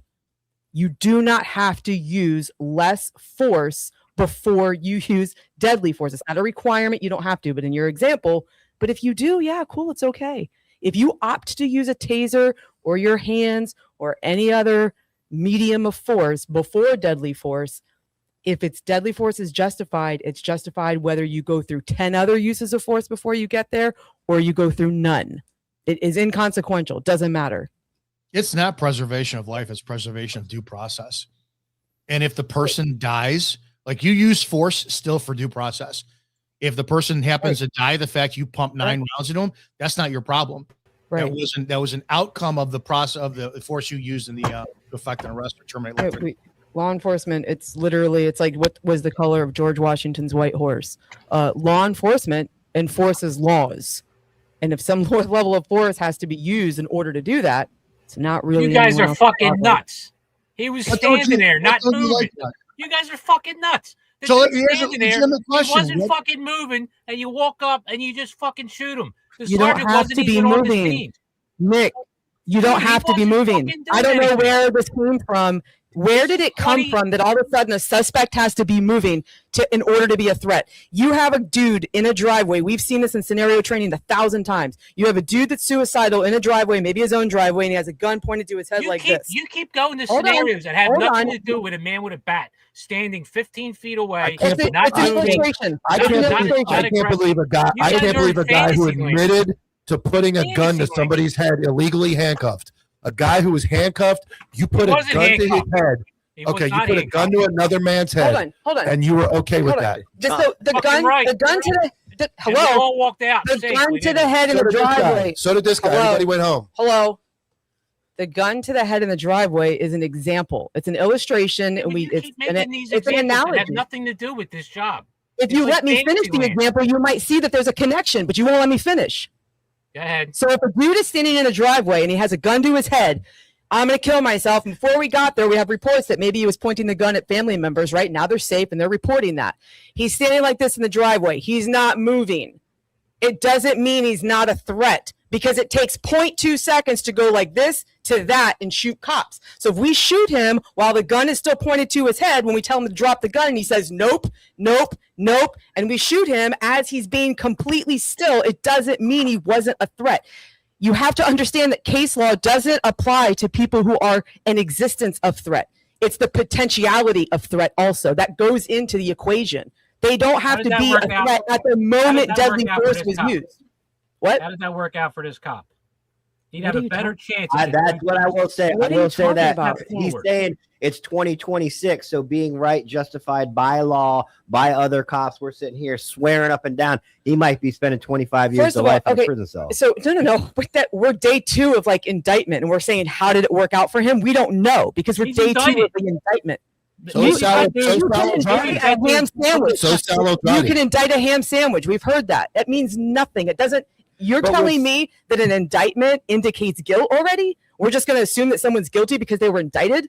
No. Again, now you're How going on. liberal are we you're getting? Are switching we my really words drinking around. the Kool-Aid? You're completely changing the subject and not talking about what's at hand here. You keep talking about all these what ifs and these different scenarios, I and trying to haven't. tie it back That's not to a a good guy analogy. standing by himself. If he was smashing a car with someone, He did. Yeah, He did. he did it, and that cop should have took his fucking life at that point. And he then that's didn't. warranted and a safe What shooting. you're- They did. what you're The problem failing is to these cops understand- were a bunch of pussies. No, They stood the you're fuck wrong. around and let You're this wrong. guy dictate and narrate the situation. You're They should've wrong. Fucking maced him, You're tackled his wrong. ass, and locked You're the fuck wrong. up, and You're got on wrong. with their fucking day. You're I've done entitled it. to I've been in your that opinion, but you're situation. wrong. Case I know law how to says you're handle it. wrong. I would've Case law done it. says I'm you're not wrong. wrong. You're suggesting that Case because law's gonna get the you killed. action that was an You go out assault there and be a already cop and passed, case law, that means you're those fucking cops done. that means those cops no longer have a deadly force application available to them, and you're wrong. Just because he was violent 3 minutes ago and isn't violent anymore doesn't mean the potentiality for violence disappeared. Right. Case law establishes that. You can have your opinion, but you're wrong. Case law is going to get Case you law killed. says you're wrong. What? Right. You What? You police by case law, you're going to get killed. I think in this case, you're going to be safer. Yeah. I'm with Nick. Nick broke the internet for me when he said, "And where's that officer at now?" And I'm not going to speak for Sal, so I'm going to say something and just make people. We've covered Sal Andrade's case as much as we can, and I'm going to ask a rhetorical question. I don't want to know the answer, and I don't want to go into it. Would Sal pull that trigger again if he could go back and think about it? So let's go to the SAS guy we just talked about. Where'd he end up? He went to war and fought for his country. He ended up indicted. So everybody should stop going to war. We should all stop killing people in Afghanistan and stop going to war. We should all stop doing the police job because a guy got indicted. Yeah, absolutely. If our government officials are going to do this to our cops, absolutely. Don't sign up for the fucking job. Yeah. Okay. Leave the fucking sheep to slaughter. Then they'll elect people who will fucking actually look out for the fucking people that are doing that for them. But we can't do that because this has already happened. Yeah, but then we'll turn around and people that don't do that, we're going to call them cowards. And it took a year to indict them. Hold on. Well, I just people watched a don't video of take a bunch action. of cowards. That's exactly and why the those guy got cops on shot screen standing didn't there take because action. they're a bunch of pussies. They should have been I real agree with cops. that part. and Yeah, didn't fucking 100%. rob The them. guys that were there before he shot him. He should have I been agree dead with you on that. fucking prior. Correct. I agree as well. He should have been dead 7 seconds into that video. But what? But I don't think it know changes. what- It doesn't change the I don't know outcome, what in my opinion. dialect of English is required here, but just because that those actions that you're saying he could have been shot for at that exact moment, the justification for the deadly force based on those actions doesn't disappear. It's still applied. It's the totality of the circumstances. It's not moment of threat. You're not given a 2-second win. What do you mean no? How are you saying no to law? I don't understand that. I don't know if Okay. he's No to law. We're all gonna be governed based on opinions now. Yeah, Okay. that sounds. Well, I stupid. want to ask Dominic's opinion about what we were talking about, where just because you can doesn't mean you should. Do you think a cop in 2026 should be living by case law, living because I can shoot this guy, or should he be thinking what's going to happen when I justifiably, lawfully shoot this guy, but how is it going to be perceived? What's your thoughts on that? How can you, right? Everyone talks about the fact that the rapid, tense, ever evolving circumstances. I don't think any of us who are in this situation go, hey, what's this case law X, Y, and Z, even though in 2 seconds you can think, you have like 30 thoughts and whatnot. But if you don't police by case law, you're fucked. The problem is we don't prosecute by case law. We prosecute by opinion. And that's why some cops get away with shit and other cops who actually do the right thing, they get prosecuted for shit. That's the problem. We have I will also say this. We had an old saying in the tough guy era of policing. I'd rather be judged by 12 than carried by 6. Yep. Right? Where'd that tough guy attitude go? Every cop walked around. I'll do whatever I want. I'm not going to be carried by 6. I'm going to be judged by 12. Now we gave up. We pussified to the point. Who's give up. Yeah, but who's a jury of your peers now? You trust a jury of your That's peers? another argument. But the point I'm making is doing what's right to preserve life in your own life and everybody else's life around you should take precedent over what a jury is going to think about what you did. That's not true. No, the part is that it's not, that's questionable, is just because the jury of the peers finds you guilty or not guilty. How many cases we have the Supreme Court for a reason that actually applies law for when juries of peers and people that are not well versed on law get it wrong in the trial. So it goes up to Supreme Court, just like it did in Plumhoff versus Rickard, where qualified immunity was granted, and they said the circuit court got it wrong. This is wrong. You inappropriately applied the Fourth Amendment. You inappropriately applied the Constitution. It was reasonable force, and they're entitled to qualified immunity on top of it. The jury got it wrong. The circuit court got it wrong. The judge got it wrong. You all got it wrong. So just because a jury finds you guilty, they also, I keep going back to this, they also found O.J. Simpson innocent and Casey Anthony innocent. So I don't know why we always put so much weight and quality on juries. Like, it's part of the due process, and that's all well and beautiful. They don't always get it right. And the Supreme Court is there, and the appeals court and the Supreme Court is there to make sure all that checks and balances stays aligned. Well, I agree with Nick. I being a realist, I'm not a cop anymore, and I try to give advice. And the first thing, but my opinion, this is just my opinion. If they could slow down time and they go, hey, Tyler, you've got 9 years experience. I've got 2. Would you pull the trigger right now? I'd say absolutely not. In Sal's question, I don't think you can, because the guy had a gun. I don't know how you can change the outcome of that and say, yeah, if you knew he didn't have a real gun or he wasn't going to shoot it, that's fine. In this case, I think I still think it's justified shooting, but I think that's the same as all of them. Sonia Massey, every other application is, would you do that again? Fuck no, I wouldn't do that again if I knew I was going to prison.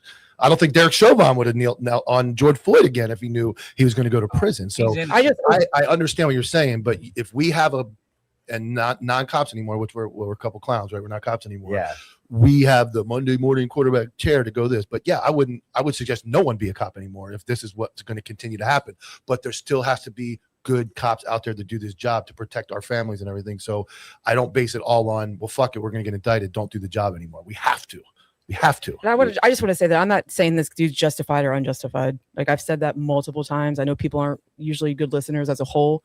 I've not said it's justified or not justified. There's a lot of information I think that is still not out there. However, what I was reading is people immediately crucifying this dude and immediately saying it's definitively not reasonable that he shot him.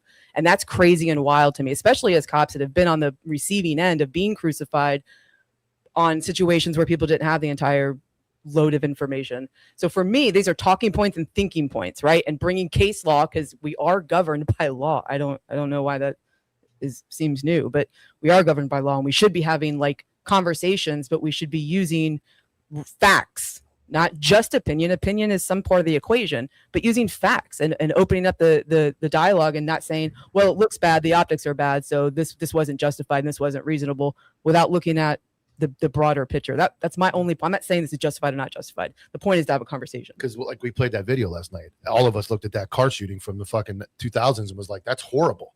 And then we find out the Supreme Court voted 9-0 that it was justified. And I was like, when she showed it to me for the first time, I'm like, you gotta be fucking kidding me. That looks like murder from what I've been told through the media, through every other shooting I've looked at. Yeah.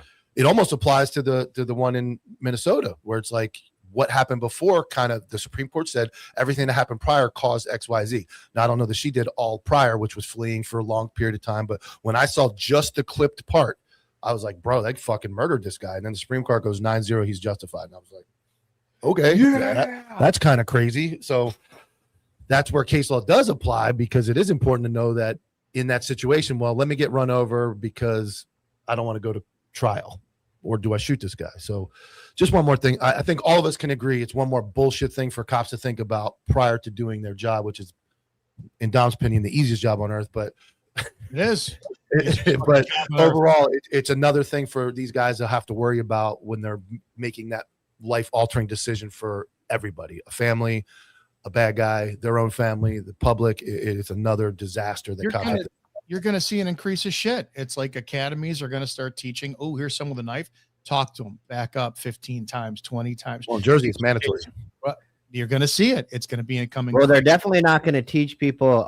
First off, if this guy's black, definitely second think it. First off, second think it, third think it. They're not going to teach you that in the academy, but they're also not going to teach you, hey, might want to wait until this guy does something else other than exist with a bat because you are subject to being prosecuted because everything's corrupt and the DAs are source. Well, it's kind of like dealing with my favorite analogy is gambling. The house has the advantage, right? So the agency and the government have the advantage because you're out there on your own. You got to hit that soft 16 and go, shit, am I going to win this hand or not? They go, oh, you busted. Sorry. They get to make the final decision. It's literally a casino situation. You go shoot the gun. Well, you hit and that was a 10, you lose. Or you hit and it was a 4 this time and you win. So it's kind of like the house always has the advantage, which is the public's going to crucify you no matter what based on their beliefs. But the government and the agency are going to crucify you based on the Monday quarterback and what they decide. The public would have loved? The public would have loved if, and this is how fucked up they are. They want to see punishment, but they don't want to see the job being done as it should. The public would have loved if 7 of those cops jumped on that guy, broke his fucking jaw, broke his arm, put him in cuffs, and he still lives. They would have been like, yeah, fuck around, find out. But you have somebody who does the Indiana Jones, does the right thing, the lawful thing, and it's, oh, I would have done this. I would. Okay. Do you want me to make the shooting justified for everybody? Go ahead. The guy had a child pornography case in his past. Yeah. Well, 100%. he's Arab, so it's already good. You can't switch now. He might have had a suicide vest, so it's a good shooting. That's what I'm talking about. But he was standing still with his. But he was standing still, and his hands were on the buzzer. Yeah, but if you would have clacked that fucking bottom of the bat, that's where the knob was in the back. Yeah, maybe. Yeah. So it's a great shooting, man. If you clack that off, because he knew his name was Armand. See, that's how my dinner conversations go. By the end of dinner, you're right, man. It was great. Everything was perfect. See how that effect works? I am wrong. I couldn't be more wrong. Do you know that? I couldn't have been more wrong about what I said. I was never saying I'm right. No, that needs to be brought up. I know you're very intelligent. I wanted to stimulate your brain a little bit, so I pretended I was wrong for a short period of time to then ultimately tell you were right. This is great conversation, though. This is what the show is for. What would you have liked to be seen be done? Uh-oh. Me? Yeah, Nick, he asked you. What would you like? Yeah, I told you. I would have fucking maced the dude and had someone tackle him from behind. Hit him with the car. That's a good one. That's what I suggested. Hit him with the car. You're talking about before while he was walking around. No, yeah, any of that time. Anytime. Even when he's standing still, I would have hit him with the fucking car. He wouldn't have died. Turn him off. On scene, we didn't see anybody go to pepper spray. We didn't see anybody go to taser.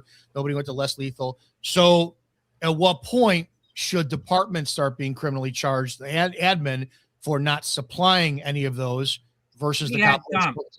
That's a great point. A couple of years ago in Philly, we had a guy with a knife start coming towards Philly cops. They backed up again. On the 10th fucking stop. He shot him, and people were pissed. And this was like the 2020. It was still closer to 2020 outrage going on, BLM, all that bullshit. What was found out, though, everyone calling for the defund the police department, which city council voted on the year prior, they couldn't afford fucking tasers for all the cops. These cops didn't have tasers. They already tried the mace. It didn't work. Now he's advancing with a knife, so they fucking shot him. So at what point, I think the solution for this, I can't remember what it's called, but chiefs of police have to have, or at least this is the way it's in Illinois, they have to have an annual certification that protects them from liability from what their officer does. So basically, I go to baton certification for that year, and I pass through it, even though I fucking suck. I go use it, and I baton somebody in the head, which is not in the curriculum we taught. The chief of police is not held liable. I think that the chief of police needs to be fucking held liable and criminally charged every time one of their officers is criminally charged, so that they will rain down discipline and structure in their department and say, no, you motherfuckers better know what you're doing, because I'm not going to jail with you. Isn't that the point of it? Well, what happens if you're aiming at the that should be the point of administration. The point of administration, take all that bullshit out. You're supposed to be training the people. That's how this shit stops. However, I mean, if you get annual training and you perform the training competently, it doesn't mean that you're immune to making bad decisions in the field. So, do you think? What will that cause? That will cause admin then to defend their guys more and go, no. They'll make that argument. Just because my officer made this doesn't mean there were error in the field. This is what we train. You'll have actually admin that comes to bat, no pun intended, for their guys. Yeah, and we know that there's already case law that supports. I know we hate case law now, but fucking shade city, dude. The biggest shade in the building. Case law. The biggest shade in the building.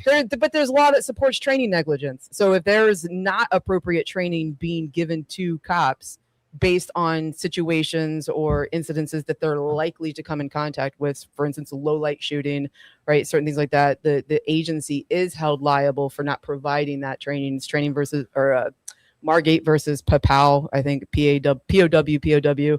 So it established as that training negligence where the agency can be held liable if there isn't. That's the sufficient agency. proof. We need the individual.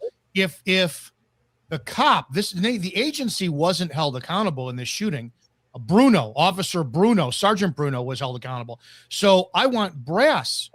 I want Sergeant Johnson, who signed off on Sergeant Bruno's annual range qualification, held accountable. So if you're saying that we just indicted Sergeant Bruno, then I want his supervisor all the way up to the chief. I want 6 guys all green criminal charged.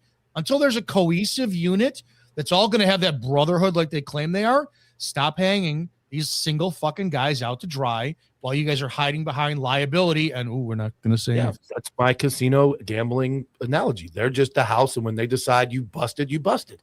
And if they decide they can squeeze a soft 21 out of you and let you win or push, they're going to be like, hey, let that guy push. Or they're going to say, fuck this guy, he's done. And that's a problem. Arlene Barbosa, who just got indicted for murder of LaVincer Swanson, Harris County deputy. 15 years she's been on the job. 15 years.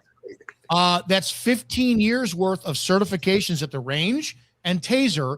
And if anybody saw the video camera of it, she didn't know how to use either one of them. So she's been indicted. I FOIA requested her records. I want to know every single fucking officer who signed off of her certification, because they need to be gone after 2, including Sheriff Ed Gonzalez.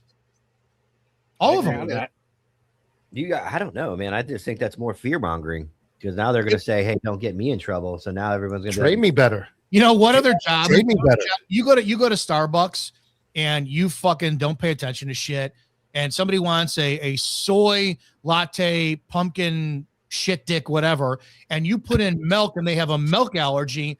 Yeah, you're going to be fear of losing your job. So you actually pay attention to what it is. Every other job on the planet, and this is where like Steve Ladmer, I can't remember the last name. He's right. This is where he's right. It's the only job out there where these guys can shoot, kill, beat the shit out of somebody, smile on camera, and not give a fuck, because they know they've got that grace of objectively reasonableness, and they're not in fear. And the command staff is not in fear either. Yeah, I agree with the command staff scenario, because my argument with like pursuit policy agencies that don't pursue ever, they don't even train it, they don't talk about it. Then you have that 1 in a million call in that area where it's never happened, and they go barreling down the road and kill 5 people in a pursuit that they've never ever trained or been on. Who's responsible? The cop behind the car wheel, not the fact he was never trained, never taught, never given any. I think I drove once at the first agency I was at. One time we drove something and it was like years. We never did any of that. So that goes to every application of the job where what about an agency that takes away jujitsu? Even though there's obviously a gripe about that from some people, but let's say you're teaching it, you have it in your curriculum, then you remove it completely. And then somebody goes out and does something stupid. It's like, you had a program you were allowing people to do, and then you don't let them anymore. Or like taser. Oh, you're not keeping the guys up on taser training. It used to be every year. You skipped a year. You go 3-4 years outside of the policy, but because of accreditation, we're going to cram it in, and then somebody uses a taser not properly. I agree with you. The administration's job should stop being all this community-oriented bullshit. Train the cops the right way. Give them the best opportunity to succeed. That should be the goal of the administration. Who's the biggest problem? Who's the biggest hindrance of that ever happening? The unions. Oh well, yeah. I always get confused with that because we don't have them here. They're not. Yeah, unions will sit there and say, "Oh, you guys unions, training." yes, yeah. No. Unions are the biggest. So there's the problem: is command staff cannot run, organize, discipline the way they want. They hide like fucking cowards. They leave their guys out to dry, and then the cops who are leaning on the unions, who don't do shit anyways, they're always fucking. The most I ever saw the cohesiveness at the sheriff's office when I was there was the union coming together to fight a fitness standard. Yeah, that was the biggest. That was the biggest group of people that got together against one person, which was they were going to implement a pretty good fitness standard with repercussions for not passing it. And all of a sudden, everybody was on board with that. We don't want that. Can you imagine that? We don't want to. We're no. Here, you're going to get disciplined. You have a job that requires you being at your best mental faculties, and it's proven that fitness increases your mental faculty. But you're going to get a day suspension if you don't pass an annual fitness test. No, fuck that. That is every. Y'all got to come together and fight this. We got to. This can't happen. Yeah, that's what every I saw agency happen. in America does that. Yep. Yeah. Right. G Money, what would you if you could? Here's the deal. Now you're chief of police of an agency. You got 7 guys on, and those guys are facing that circumstance. They're not like you. They don't come from your generation. You've hired the 22, 23-year-olds who are 22, 23 in 2020. Now you got that scenario, and one of them shots it. Here's the press conference today. Chief G Money, can you explain what happened last night? About this shooting? Yes, Chief G Money. Chief G Money, yes. I'm letting my deputy fucking take that. The deputy's going to take that press conference. That should be like my command staff hired a bunch of TikTok fucking pussies who are all worried about their lip gloss and lip syncing and product they're going to be hawking now that their wives have a uniform, and we're not focused on G Money for chief of police. He's going to be dressed like that. He's going to have strippers in his office. That's the only women that will be working in that police department will be strippers in the office. That's it. And he's going to send the dishwashing. deputy chief to go handle his press conferences. He's like, No, there's no way you're getting G Money off camera. He'll be like, hold on, let me hit this bub, and then I'll be out. do the press conference from his office. I'm not Mike Chitwood, dude. I'm not Chitwood. Yeah. Come out and hit the fucking reporter with a chair like Stone Cold and knock everybody down, and then give your conference. So if a police department is not run by a guy like John McAfee, it's just not useful. Yeah. All right, Dominic, thank you so much for coming Later, on. guys. As always, it's good talking with you. Crave creatine. Get it from Anti-Hero 15, or you're just a piece of shit. Later. Thank you, sir. Nick, so I wanted to pick your brain a little bit, go backwards in time here, about an hour. Hey, and a half. JoJo, I love you. Just want you to know that. I love you, Nick. I love you too. I want to have you guys need to fight You're in the back. incredible with case That's law. that's the next thing. Wait, what did he say? What'd you say? I said you're incredible with the case law. Oh, thanks. She was just making sure wanted you to hear it twice. didn't No, I just wanted to hear it twice. I wanted to make sure Mike heard it. I wanted In to make sure Mike heard it. StreamYard, if you just say clip that, it'll clip it. You can just say that in the microphone, and then you'll have a reel later on. You'll have a reel later on. Also, ask Mike the permission slip I sent him last night. I talked about it online. I talked about it during the episode last night. Yeah, I said Nick sent me a one time to disagree with my wife contract that I was What allowed. did it say? He said I sent this to Mike. That was good. It was that was definitely AI, but it was still funny. You chat GPT that? Fucking right, dude. What do you think? I came up with that quick? No, you read off a teleprompter. It's long. Yeah. This undersigned wife hereby grants her husband one single solitary instance of having different opinion from hers. This permission is valid for exactly one occasion and expires immediately after use. No extensions, no do-overs, and definitely no, but you said I could. Terms. The differing opinion must be expressed respectfully and not at an appropriate time, not during dinner with her family, not while she's driving, and absolutely not when she's hungry. The husband agrees to immediately return to agreeing with his wife for all future matters. That's a great contract, dude. She wouldn't sign it. She wouldn't sign it. She beat me with the phone instead. She said, nope, you're not getting I'm this sure signed. there's case law for it. Well, Actually, the I'm case gonna law is in review the favor of the contract. husband You in know- most places. You know what though? Nick was watching us all agree. And I tell Nick, man, this needs to be, because we all have the network, we don't have to worry about people getting all butthurt. And Nick went like this, and he came in right off the top rope out of nowhere, like, oh my God, it's G Money. When you said y'all are fucking crazy, everybody's like, no, I'm not. And then it just stirred it up. Not y'all, it's use. You two Utes. What do you think about Ryan's comment earlier? You said, I saw you text me saying, let me on. I was like, I can't. I was just, dude, he gave me this feature. Now that I'm going to have my own show, I can just fucking click in whenever I want. I was going to do that to Mike yesterday to interrupt him. I should have. Somebody else did that. Somebody else used to do that too. Yeah. You want to be just like the other guy that used to do it. You can associate with him. Oh, Yeah, but I'm funny when I do it. Yeah. There's no I'm domestic. doing it out of love and fun. But Ryan said he wanted to debate you. He said, I think that's what the people want. That's a great first episode for the G Spot. Fuck out of here. I ain't having him on there. Beer and titties.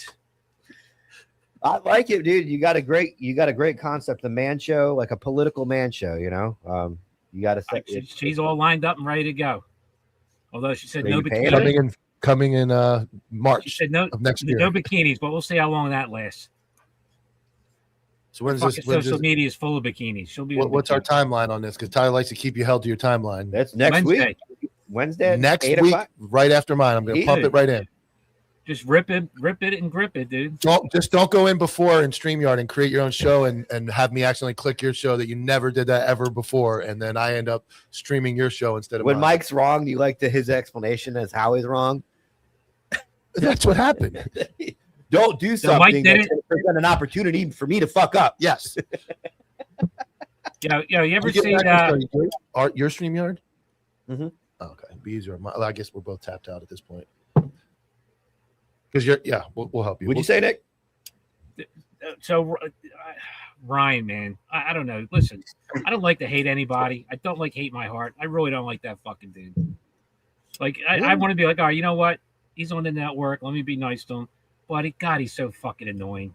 Just from his gay fucking tone. He's a good sport. He can't answer questions. He's got no substance. He's on here talking bullshit because Joe Rogan said, "Oh man, the white settlers love living with Indians after they're raped and pillaged. They didn't want to come back." Yeah, there's a fucking few examples of that. It's not the narrative, or it's same whitewashing, but liberal whitewashing of history. That wasn't the fucking norm. Trust me.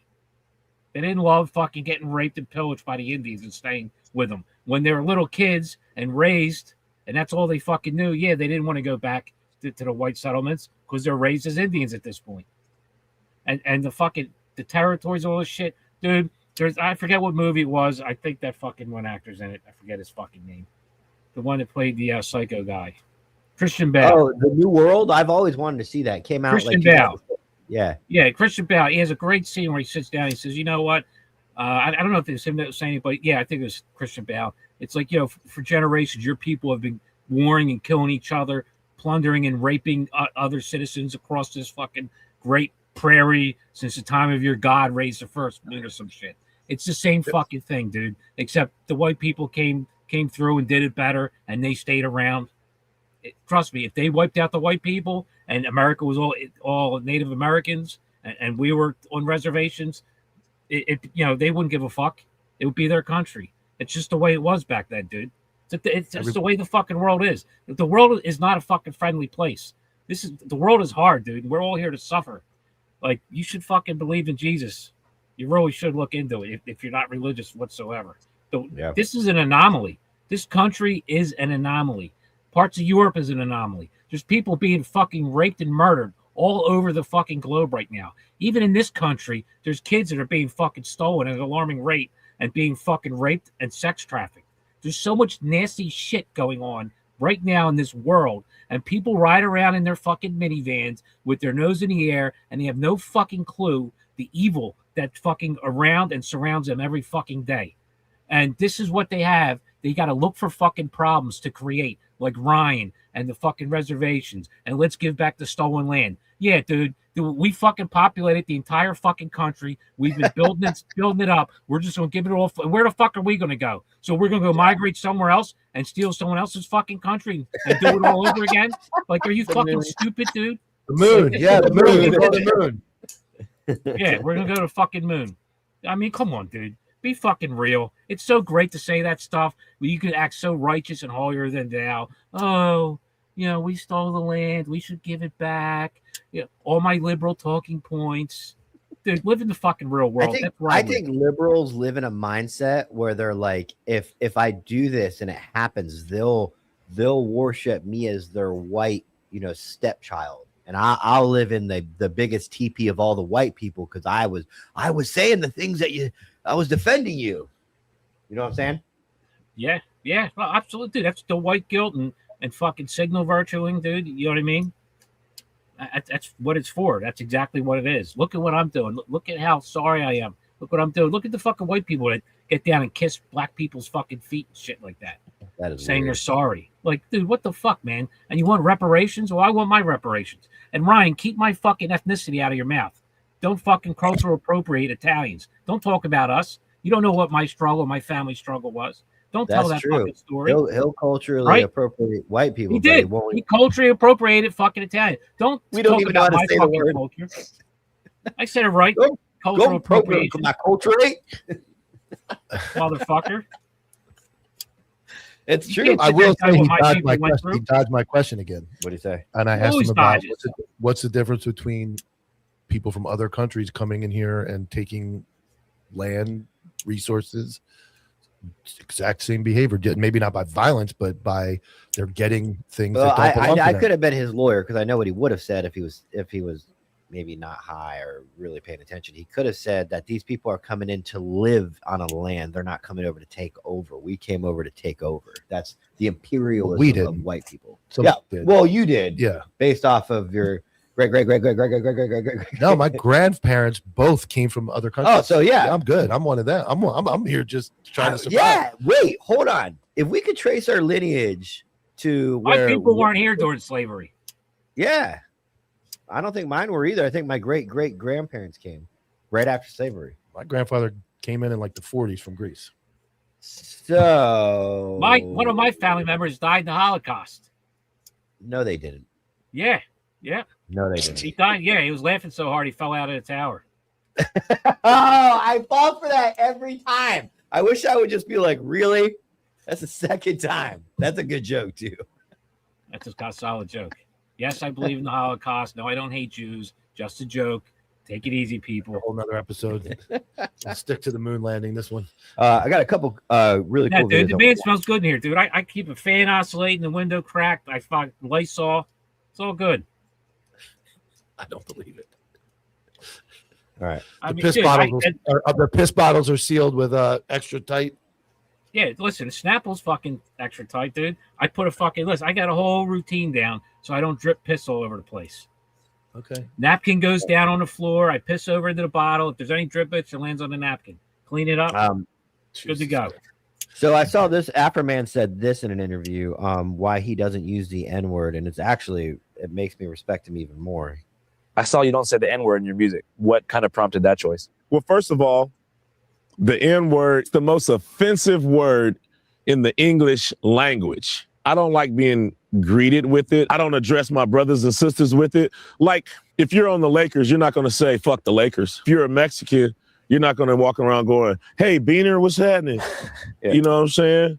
I don't feel black people should disrespect the home team. You know, I know in America, they hear it so much. Like, if I had give me a bunch of white kids. All right. They're Got all- them right here. Give them to me as babies. Here you go. Right? And when I see it, I say, hunky, hunky, hunky, hunky, hunky, hunky, hunky. I separate them from the older white people that love them. The older white people that's going to give them dignity and pride and say, hey, we're Americans. We're white people. I separate them from them people. And I got them over here in my little chicken coop. And I'm like, you're a honky, honky, honky, honky, honky, honky, honky, honky. What are those little white kids going to grow up saying? Cracker, honky. And then they're gonna shake. They're gonna be like, what's up, my honky? They're gonna have pride when they say it. Hey, what's up, honky?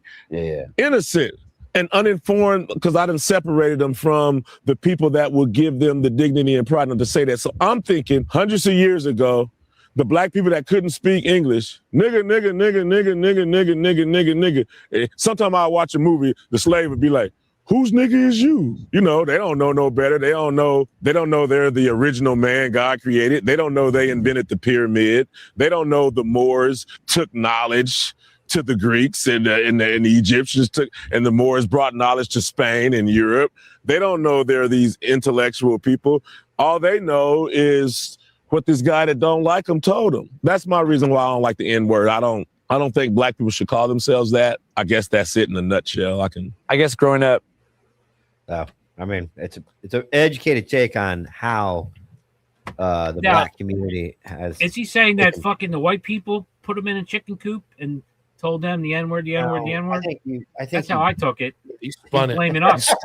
You took a moon-sized leap there with that. I don't think that's that's what it sounded like to me, You want dude. white kids in a chicken coop? No, I don't think what he was saying. I think what he's saying is no matter who was telling them that, it's kind of like, look at the word cop. Yo, he's a real cop. He's a real copper. That was not meant to be. It's not police officer. Well, if you look through it, he didn't blame anybody but like other black people for saying it. Look, Like look the young kids were saying he it. blamed white people. I didn't see that. look at Goon. We take Goon. Everybody takes pride in Goon, but it's That's the guys that don't like me. There's There's a few meme pages that don't like that real word. cops take pride in the word goon, right? It's a derogatory term. I never heard Jerry never heard Worms is that. the OG goon. The OG goon. Definition on the page. Oh boy. I think that. Oh, one more. One more. I want to get Nick's take on this. Do you think it's funny or not? Okay. And this is a different country, but it doesn't seem like it's that far outside of the U.S. But Does he slap the shit out of the dude? How you doing? What's it called? The guy, he went in your car. The guy outside. I got this. I got this.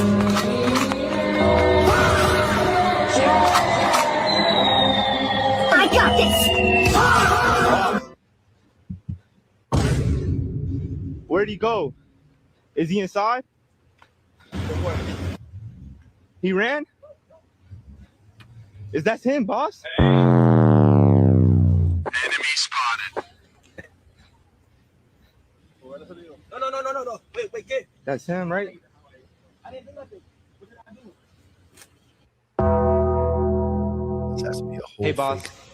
How are you doing? I don't know. I mean, yes, it is filmed perfectly, but You can rent. There's places you can rent cars, rent uniforms, rent. There's no Call, the guy, he went in your car.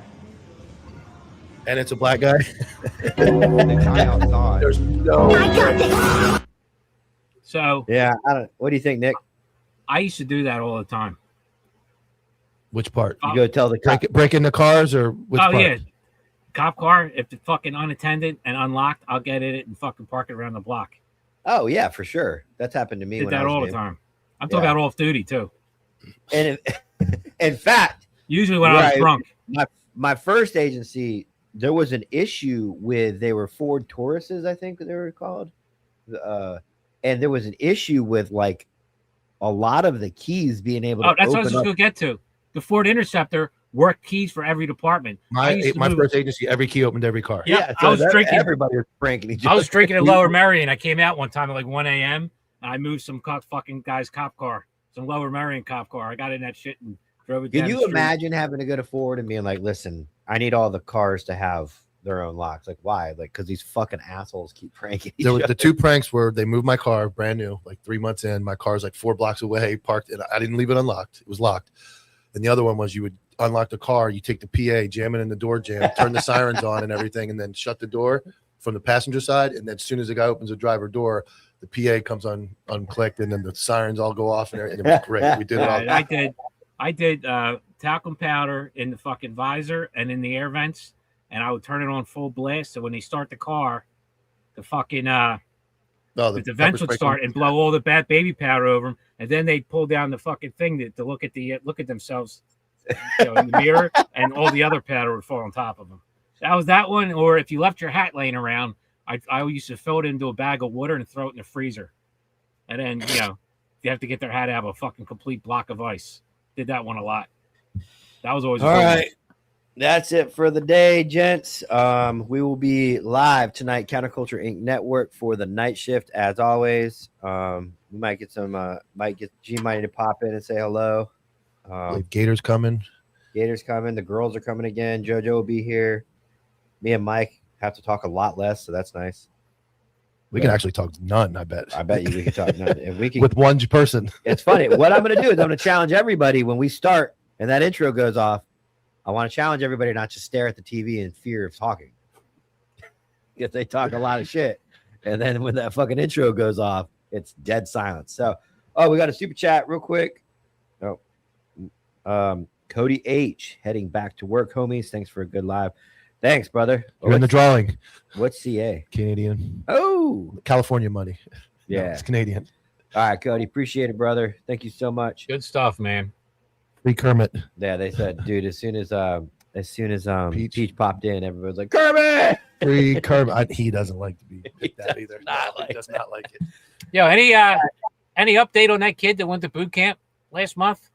Colt? No. No. I think he's infantry, so they're trying to keep tradition. I think they don't get their phones like that. So Good. Good. And the Patreon, if anybody's heard from Colt, let us know in the OG Council or the general chat. You know, if anybody's got Send an address. Send them a fucking care package. Dude, Get 'em in holy trouble. crap! I'm glad Heather caught that. I didn't even see it. I got blinded by the Cody's badass super chat. But dude, my baby is coming tonight. Wish us luck, fam. Hey, listen, dude, if you're not holding that baby with Night Shift in the background on a TV, are you a real fan? No excuses not to watch. Real OGs watch no matter what. True story. Congrats, dude.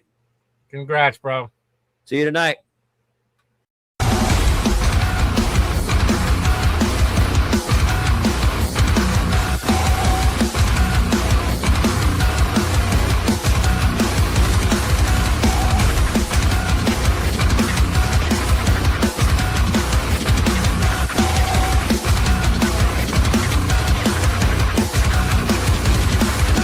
JV team for life.